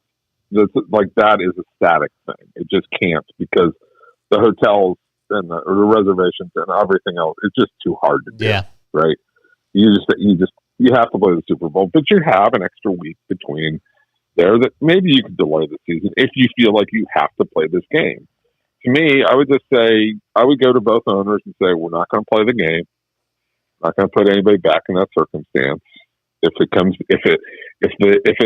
view is that this game could have affected seeding, we'll do a coin flip to determine, the seed. And that sucks, and it's not going to be the answer that anybody's going to really want. But I'm not sure what else you can really do, or some method like that, where you figure out the seeding. That's how I view it. BuffaloNews.com has released this. Hamlin's registered NFL agent, Ira Turner of Agency One Sports Group, released this statement to NFL Network. Please continue to pray for Damar and his family. We currently have no update at this time. We'll ask that you keep the family in your prayers. So that's the latest, at least from the agent. Again, his marketing, the person who was like his marketing director or whatever, had put out a statement earlier. Not a statement, but a tweet saying that his vitals were stable, but he had a breathing tube in. And look, the reality is, I spoke to an ER doc who's seen this exact situation. And by the way, you know that the next conversation, rightly or not, is going to be the player safety conversation. And I'll say this, everything that I'm seeing and reading, and having spoken to a medical professional who's literally seen these sorts of cases before, tells me this was a freak accident. This was the guy getting hit in the chest at the exact wrong time when the heart wasn't getting the electrical shock to it and suffering cardiac arrest. I mean, I know people are going to make this into a player safety issue, and God knows the NFL is a million of them, and I'm the first one to scream bloody murder about it, but this doesn't feel like that. It just feels like a freak accident. No, I mean, look, I coached Little League, right? For a long time. I coached 8 or 9 years of Little League. There's stories of kids getting hit in the chest by a baseball. Yes. And dying. Yes. That's what this is. And yes. Look, right. That has happened literally in this world. And I'm sorry, but 12-year-old, I know how hard 12-year-old kids throw. Okay. It shouldn't be enough to kill you, right? Even at the hardest. But again, they threw hard enough at that right time. Yes. When the heart wasn't firing. This is, act of God kind of stuff happens. That, it's tragic, it's awful, but it's the 1 in whatever 1 billion chance. And yes, looked like a fairly normal play. And this is the kind of thing that I'm expecting, I'm half expecting, I should say, that we're going to hear he had some kind of aorta problem or, some kind of issue, sort of like what Grant Wall, what just happened to him, 2 weeks ago or a week ago, where he just died suddenly because he had a heart problem that was undetected. Maybe that's what it is. I have no idea. But, for right now, hopefully the kid survives. Hopefully he's okay and everything, comes back, and that this was just a freak accident. But yes, I don't know that there's any way to legislate anything about this happening, other than to hope that in the next 100 years it doesn't happen again. And yes, players have died before on a football field, and it's awful. They died playing sports. They died playing basketball. They died playing baseball. It unfortunately happens, but I don't know that there's anything you can do to prevent it in a situation like this. And again, I hope that that's not the outcome tonight. But yeah, I don't know that there's a player safety issue that we can draw rules up for. Jason Cole does a terrific job. Outkick.com. Keep an eye on him there. I'm sure he's going to be talking more about this there in the days ahead. Thank you, my friend. I appreciate you coming on short notice tonight, and let's just all hope for the best for this young man. Absolutely. Thanks. Thank you, Jason. Thank you. Thank you, Jason. We'll come back and wrap up the hour next. Thanks, Jason.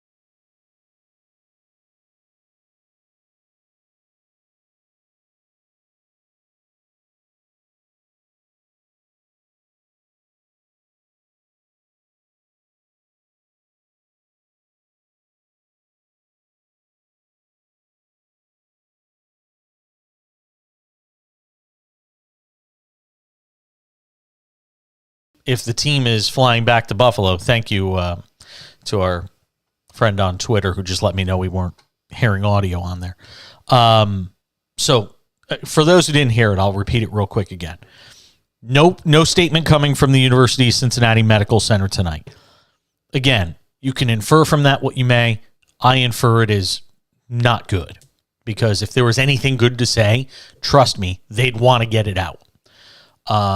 I've worked with a lot of PR people in the past. I have interviewed PR people in the past. I've sat outside hospitals in the past. If there was any good news to report, they'd be reporting it. So that's one.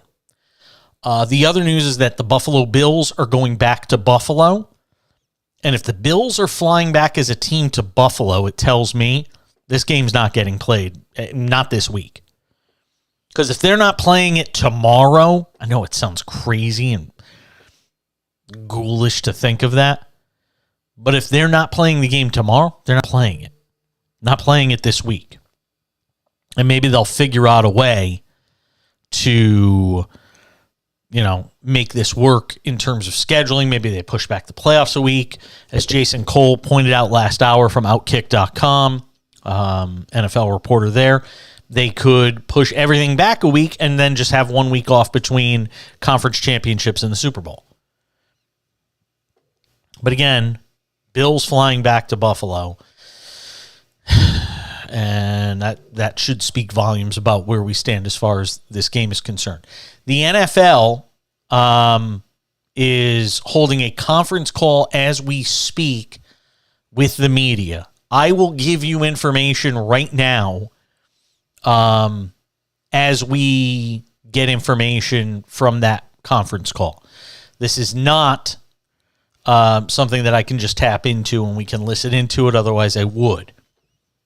But this is everything from this NFL conference call right now. So I'm literally reading this as it comes across.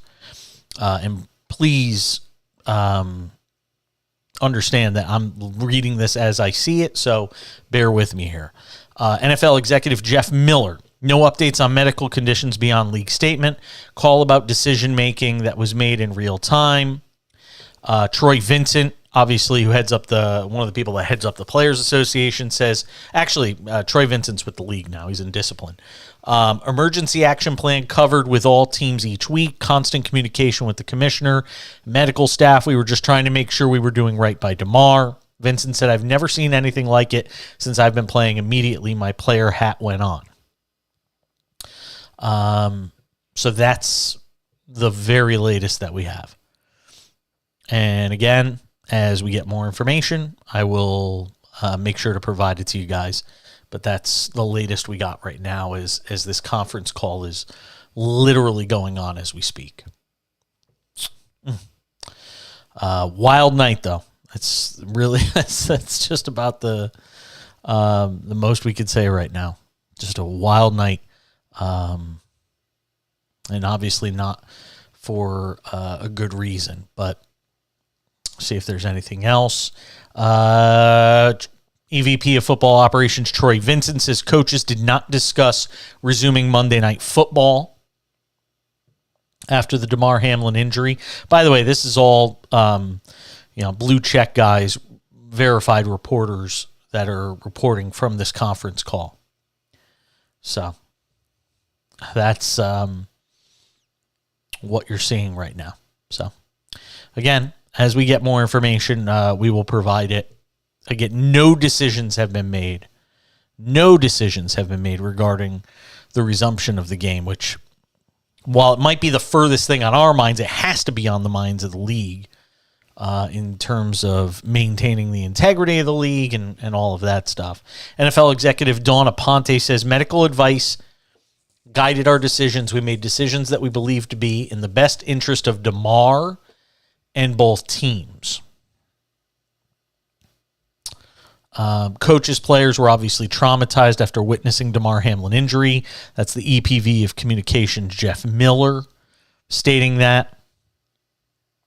So that's everything right now. And again, if any decisions are made before we get off the air, we will obviously bring that to you. But right now, the latest is that Damar Hamlin is in critical condition in a University of Cincinnati medical center. He is, again, and this is according, and I want to make sure I make this clear. This is from his, marketing rep who put this out there earlier tonight. Jordan Rooney put this out. Jordan Rooney said his vitals are back to normal, and they have put him to sleep to put a breathing tube down his throat. They are currently running tests. We will provide updates as we have them. That's the latest from Jordan Rooney, who, again, you take from it what you are. That's the guy who works for DeMar DeRozan. And he's the first, he's building athletes' brands, but that's what you got. Source is Jordan Rooney, his friend and marketing rep. So for people asking, who is this guy? How much is this? And literally the tweet before that is him saying, please refrain from speculation and contacting his family friends if you aren't close to them. People asking to donate. And then he went into that information about his GoFundMe for this children's toy drive that Damar Hamlin is running. And that's when, an hour later, Jordan Rooney put up the post saying his vitals are back to normal and they've put him to sleep to put a breathing tube down his throat. They are currently running tests. We will provide updates as we have them. And he says, I am the source, his friend and marketing rep. So that's what you got from a marketing rep for Damar Hamlin. But, and somebody asked me this question, and I don't have the answer as somebody who's not a medical professional. Is a breathing tube, or is a breathing tube a ventilator? Ventilators aren't good news. You could have great vital signs, but if you can't breathe on your own, then that's it. You're looking at a tragic situation. But obviously we'll have more information on this probably tomorrow. Obviously keep it here throughout the overnight on SportsMap Radio and the SportsMap Radio app. As there is more information, I'll be appearing at 1 a.m. Pacific, 4 a.m. Eastern on Fox and Friends First to discuss this. But I don't expect any more medical updates tonight. And I think we're all just kind of crossing our fingers and hoping for the best right now. If you are one that is prone to prayer, one that is want to prayer, then this would be one of those nights to do that. And hopefully this kid, this 24-year-old young man, is able to get through this situation that so many people witnessed. I mean, think about this. You had 11 to 12 million people probably watching television tonight as this kid's heart stopped on the field. I can't even fathom, what something like that is going through.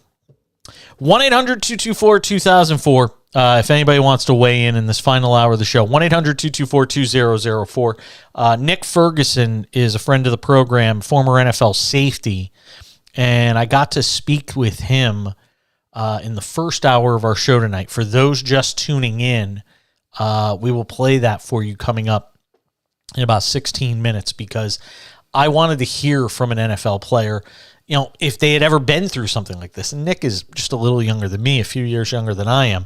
And I wanted to hear from him if he had ever seen a situation like this, if he had ever been through anything like this during his playing days, either in high school, college, or the NFL.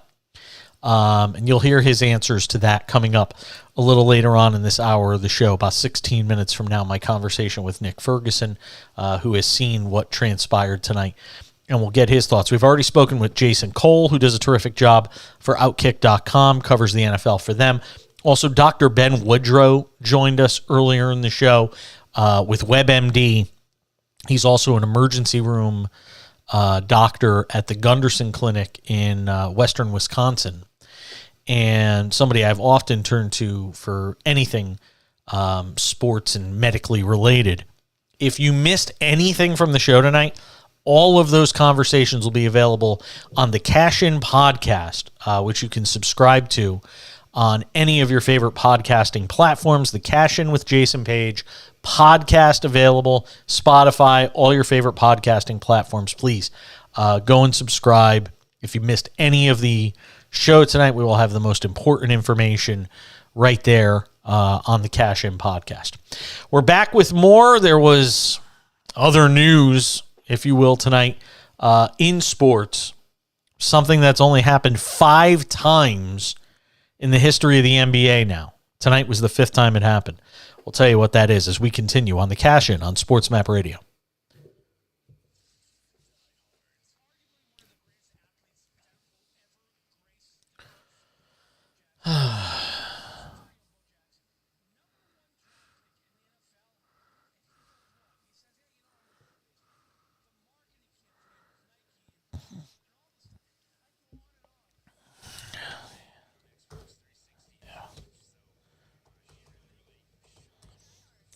Amen.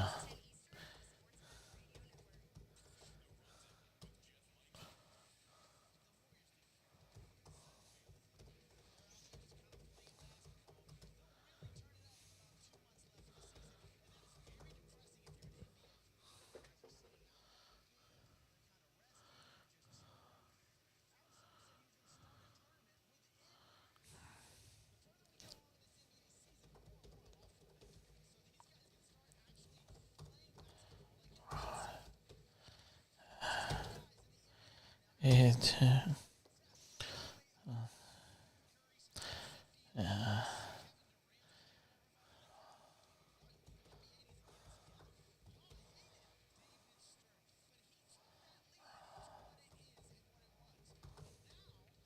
yes.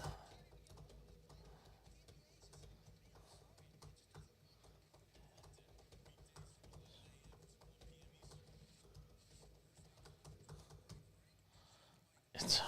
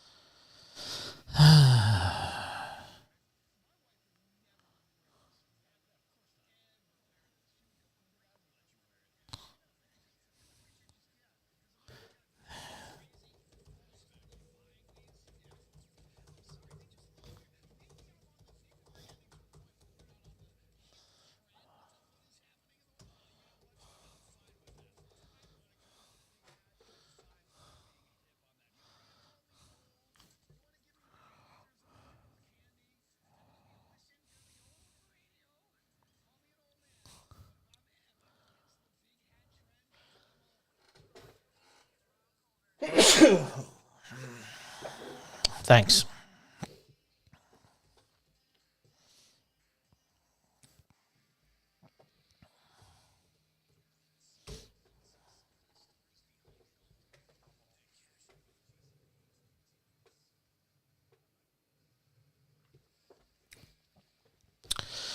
"29 minutes past the hour. The caching continues on SportsMap Radio, SportsMap Radio app. If you missed it tonight,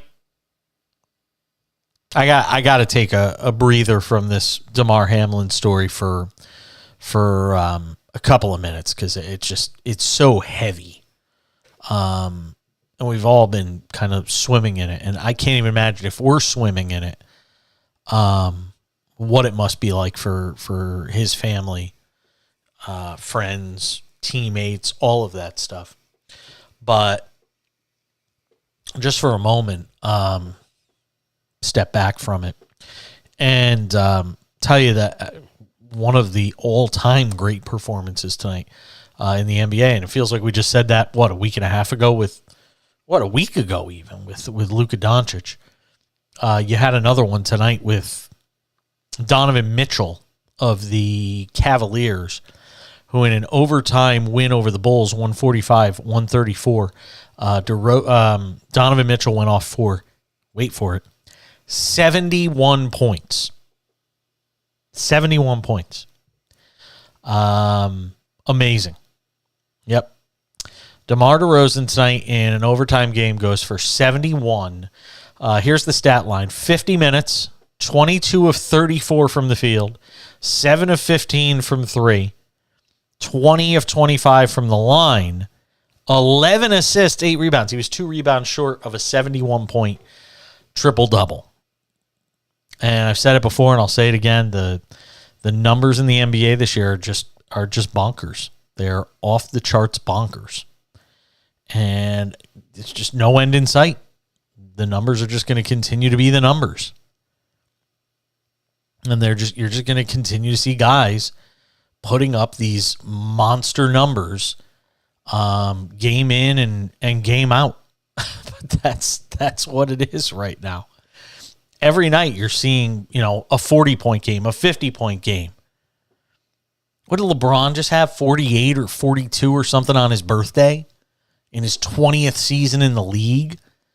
I mean, that should tell you something about the fact that, and I think LeBron's one of the, still one of the great talents in the league, even in his 20th season.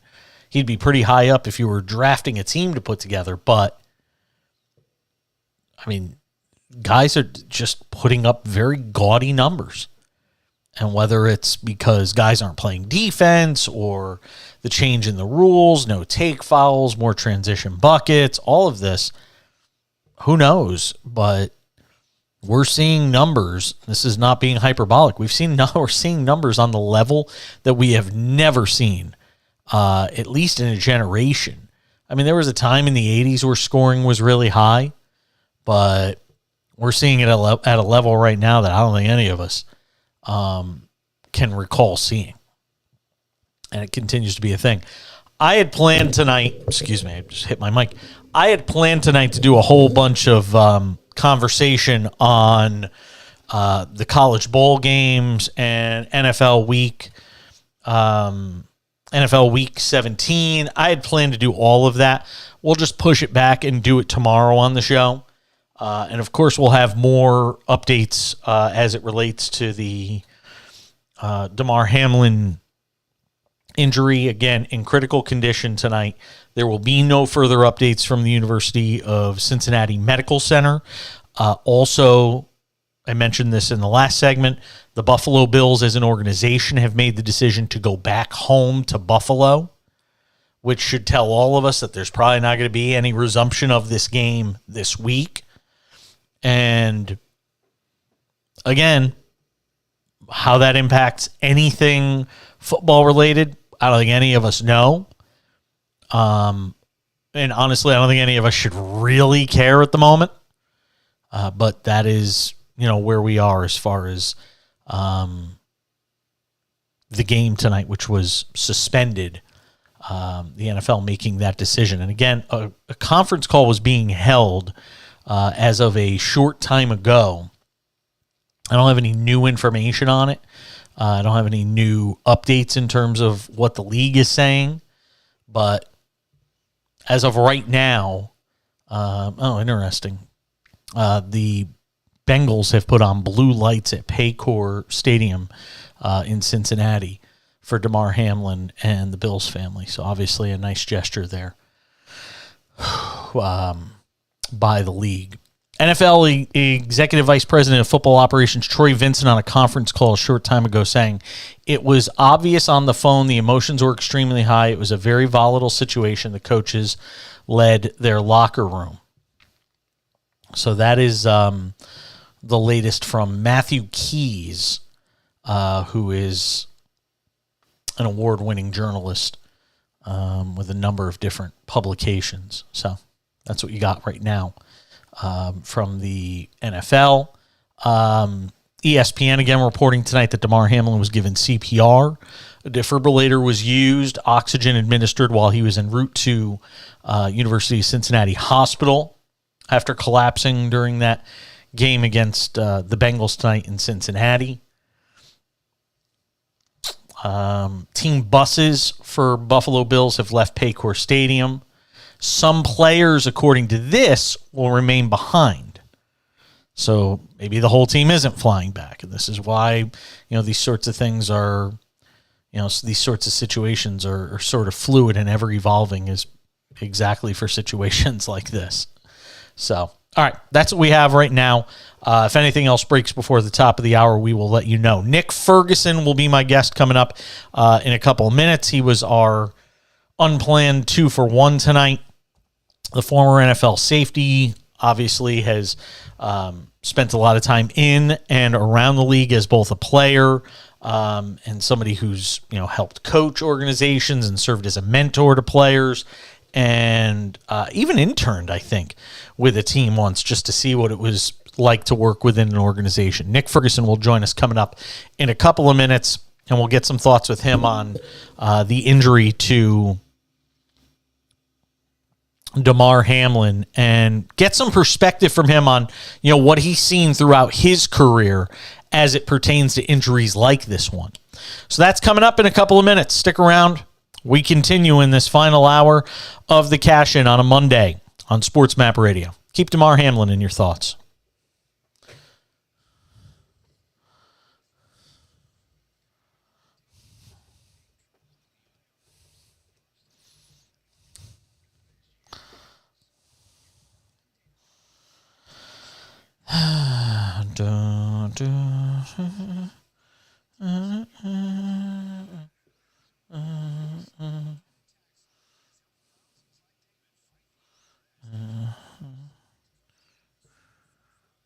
A defender is coming from an awkward angle, an offensive lineman or an offensive player, being T. Higgins, was just trying to gain extra yards. And we see guys put their shoulders into a guy because we've all heard that the idea that low man wins. But in this situation, Hamlin took a shot to his right upper torso area, and it didn't really seem like T. Higgins made contact with his helmet per se. But in those types of collisions, you never know what can actually take place. And it didn't seem like a really violent hit. That's probably why his teammates initially didn't react. And even T. Higgins himself didn't initially, react. He might have thought it was maybe a leg or another type of injury, but once guys start to realize the severity of the situation, defender is coming from an awkward angle, an offensive lineman or an offensive player, being T. Higgins, was just trying to gain extra yards. And we see guys put their shoulders into a guy because we've all heard that the idea that low man wins. But in this situation, it just looks like, Hamlin took a shot to his right upper torso area. Defender is coming from an awkward angle.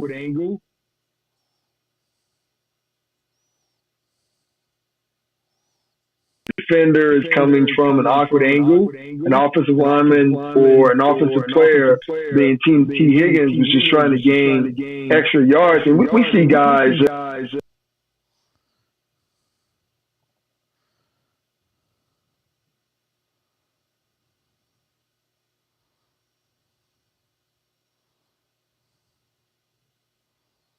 Defender is coming from an awkward angle, an offensive lineman or an offensive player, being T. Higgins, was just trying to gain extra yards. And we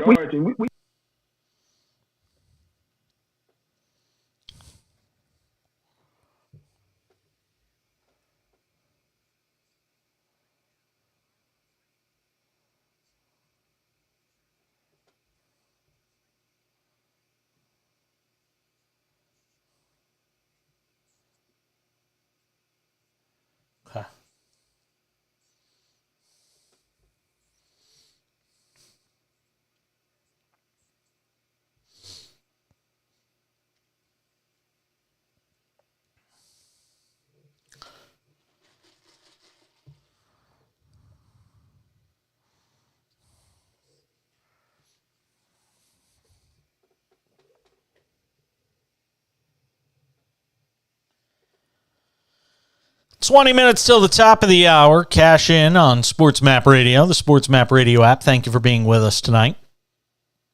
And again, thanks for bearing with us because we're literally covering a very fluid situation. There's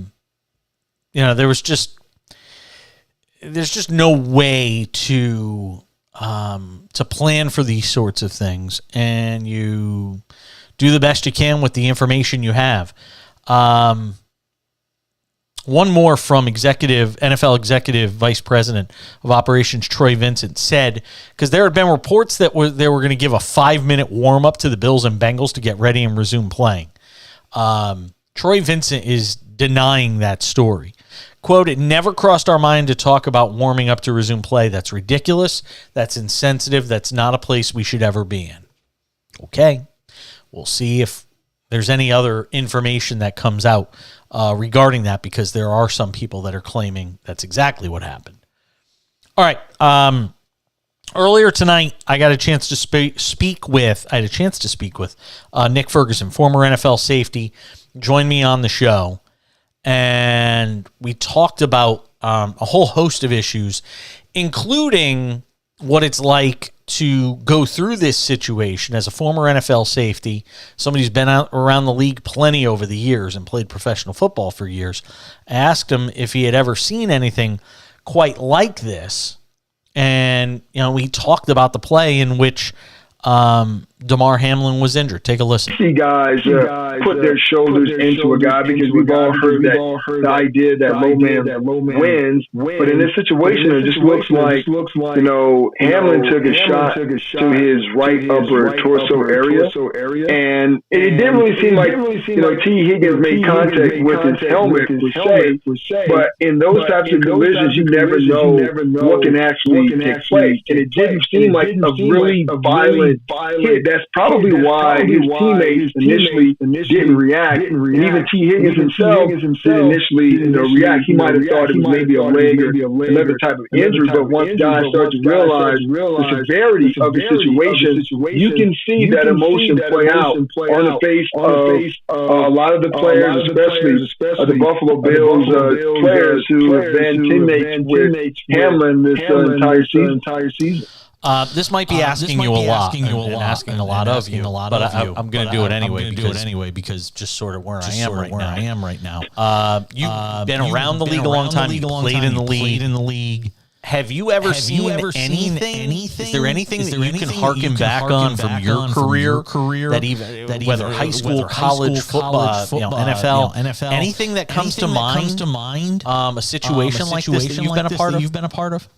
Yeah, it reminds me of when we were playing, oddly enough, the Buffalo Bills and then Ralph Wilson Stadium. And I can't remember the tight end's name. I think his last name or first name might have been Everett, but he was running down on kickoff. And he collided with my then teammate Dominic Hickson, and then he immediately fell on the ground. Now, Everett was a reserve tight end, and usually, sometimes you think the guy is concussed, but when he wasn't moving, the medical staff came over. They did a great job of trying to administer care, get him on the board. But then you hear, as they are transporting him to the nearest hospital, that there are some complications. And at the time, what they did, they used a procedure where they used, I guess, a syringe and a freezing type of way to kind of freeze the upper torso of his neck to prevent any further nerve damage. And believe it or not, that experimental technique actually not only, I believe, saved his life, but also kind of made it so that he could walk later on, because I think Everett later on would join after recovery, walking again. I think he joined the Oprah Winfrey Show to kind of tell you how far back it was, but that's the only time that I've been in a situation where things looked dire, where it might be life-threatening, but at the time there was no CPR that I heard that was administered at that time. Nick Ferguson, former NFL safety, host of the Touchdown Denver podcast, joining us on the Cash In on SportsMap Radio. Again, the news tonight. Damar Hamlin being taken to a local hospital in Cincinnati after going down during a play. A tackle of T. Higgins early in this football game, and as a result, CPR having to be administered. He was not breathing on his own at one point. I do have this update from a marketing rep for Damar Hamlin, who tweeted, his vitals are back to normal, and they have put him to sleep to put a breathing tube down his throat. They're currently running tests. We'll provide updates as we have them. So that's the very latest that we see on this. Again, not sure what any of that ultimately means, but it certainly at least there's some good news in terms of his vitals being back to normal. Talk about it from the player perspective. We saw on the field tonight sort of the community vibe that you get around the NFL. That while these guys are going toe to toe, pushing and shoving during the game happens, trash talk and all that stuff. When this transpired, you saw a different level of togetherness that I don't think any of us have ever seen on a professional football field. Something quite like this. And I guess sometimes in the midst of everything we do in covering this game, we forget that this is a very small fraternity. I mean, you're talking about in terms of active on NFL rosters every week. You're talking about 32 teams, 53 guys. Do the math. Maybe 1,500 players. That are playing this game in the entire country. It's a close-knit fraternity. Can you speak on that and expand on that a little bit? Yeah, even though we play for different teams, and just kind of give you an idea, it is kind of, I guess not born into you, but it is something that comes along with the territory being a Broncos player and not liking the Las Vegas Raiders. But if something like this were to take place, you throw all that to the side. I mean, that is your brother, your NFL brother, and there is a brotherhood. So the rivalry doesn't, make a difference at that point. And this was a very pivotal game for both the Bills and the Bengals to decide who's going to contend for that number one seed in the AFC West. But like you said, when this happened, all of that competition went out the window. There was one of your brothers lying on the turf having to be administered CPR. And this is why you saw so many guys on the Bills team, this space filled with emotion, right? Once again, when we look at any NFL game, that's real TV, right? You can't get any realer than that. And watching Joe Burrow go over to comfort Josh Allen, who is obviously a little distraught, and you can see the emotion on his face. To me, that's what it is. And every week we tune into a game, no matter whenever it's played. That's reality TV at its finest. So hopefully the fans have a better appreciation for what this game truly means and how players, it sounds a cliche saying guys are lying laying it all on the line. I mean, literally and figuratively, this is exactly what's happening. So hopefully fans have a better appreciation for guys who go out there and play, both when they're injured and they're hurt.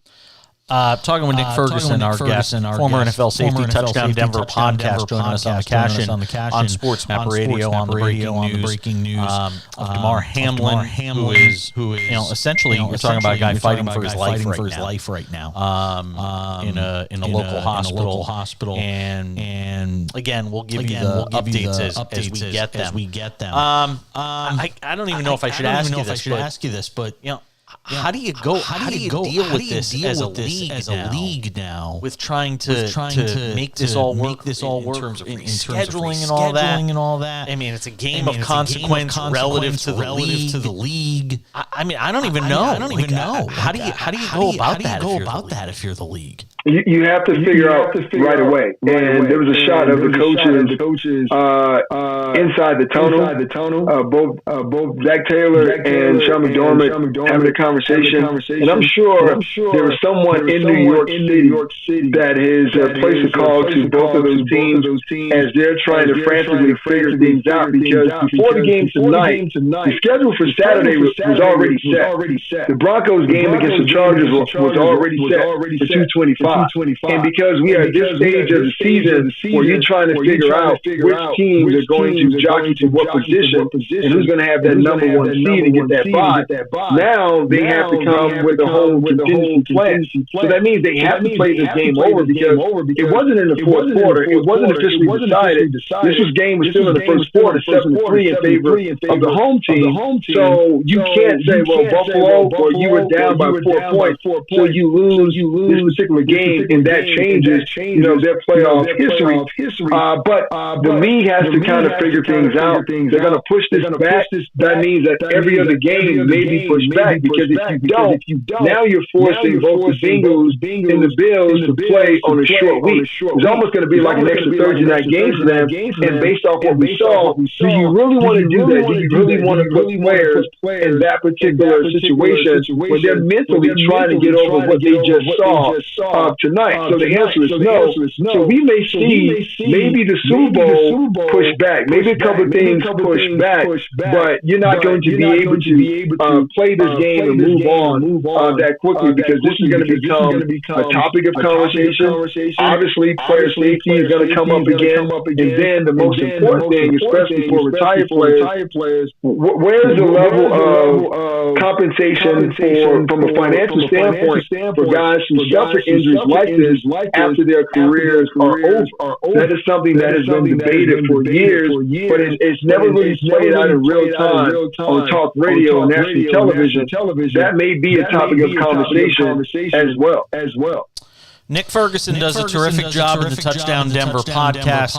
Always a guy I can call on. I really appreciate you being there tonight. And giving me some insight on this and sharing your own story from an incident that you witnessed years ago. Obviously not to the severity of this, but certainly something that would have to shake anybody if you watched a player go down and wasn't moving, even if it's for 10 seconds, 20 seconds, 30 seconds, much less what we've seen on the field tonight in this instance. Nick, thank you, sir. I very much appreciate it. We'll talk soon.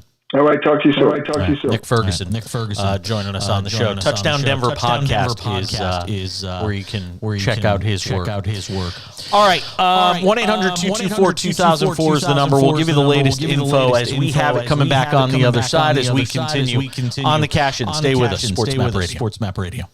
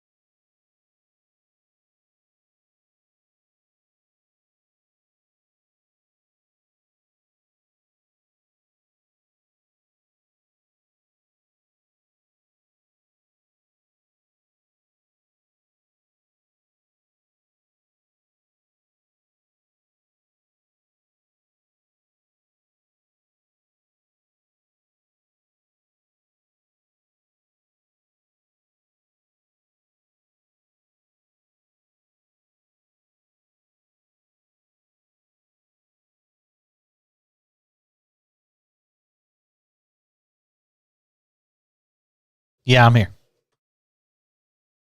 Sorry, I'm getting booked for TV appearances.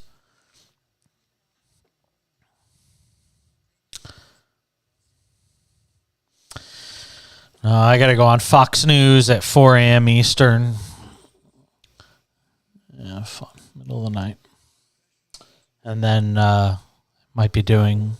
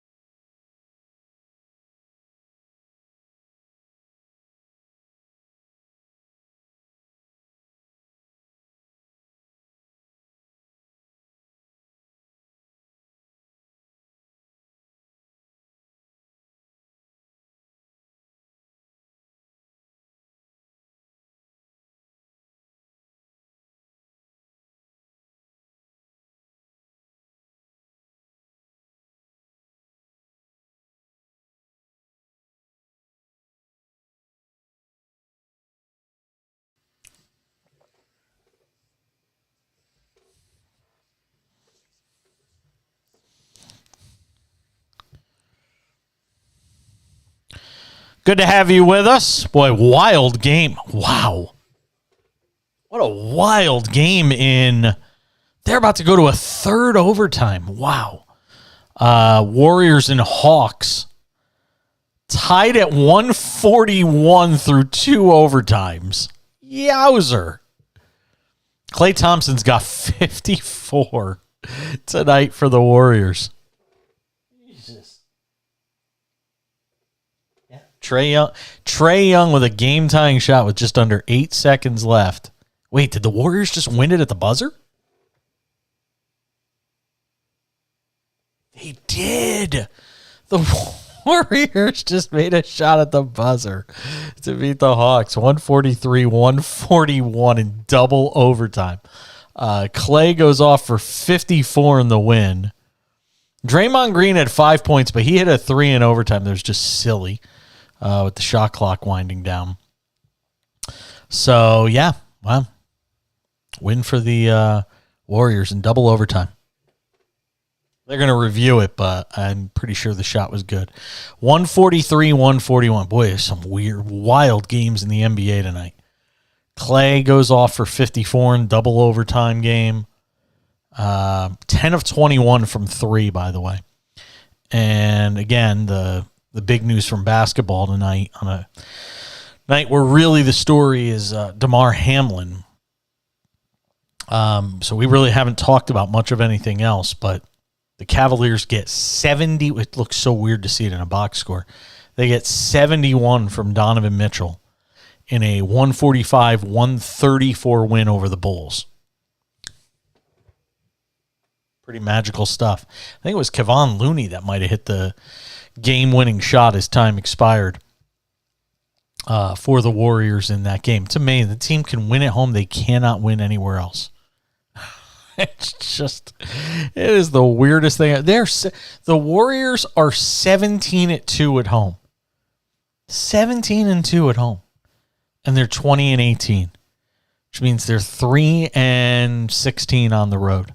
I'm telling you, through 38 games, I guarantee you, somebody can go and do the research on this, but I'll guarantee you there's never been a team that's 17-2 at home and 3-16 on the road through 38 games. There's no way it's ever happened. I don't know if that win, if that total I just gave you includes tonight or not, but I mean, that's what they were coming into tonight. So they're either 17-2 at home or 18-2 at home. It doesn't really matter. It's still remarkable when you think about the fact that a team could be 3-16 on the road and 17-2 or 18-2 at home. Never seen anything like it. That is going to bring this surreal evening of the cash-in to a close. We're back with you tomorrow night. 10 p.m. Eastern, 7 p.m. Pacific. We'll have the latest on DeMar Hamlin. Keep it to SportsMap Radio for the latest. I'm Jason Page. Thanks for listening. Night. All right, you got the podcast. You're good. Thank you. All right, have a good night. Thanks for your help. All right. Yep.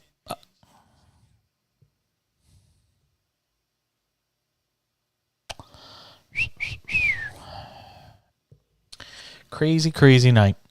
All right, that's going to do it for us on the video side as well. Catch you all back here tomorrow night. Have yourselves a great night. Keep a thought for Damar Hamlin. Hope for the best.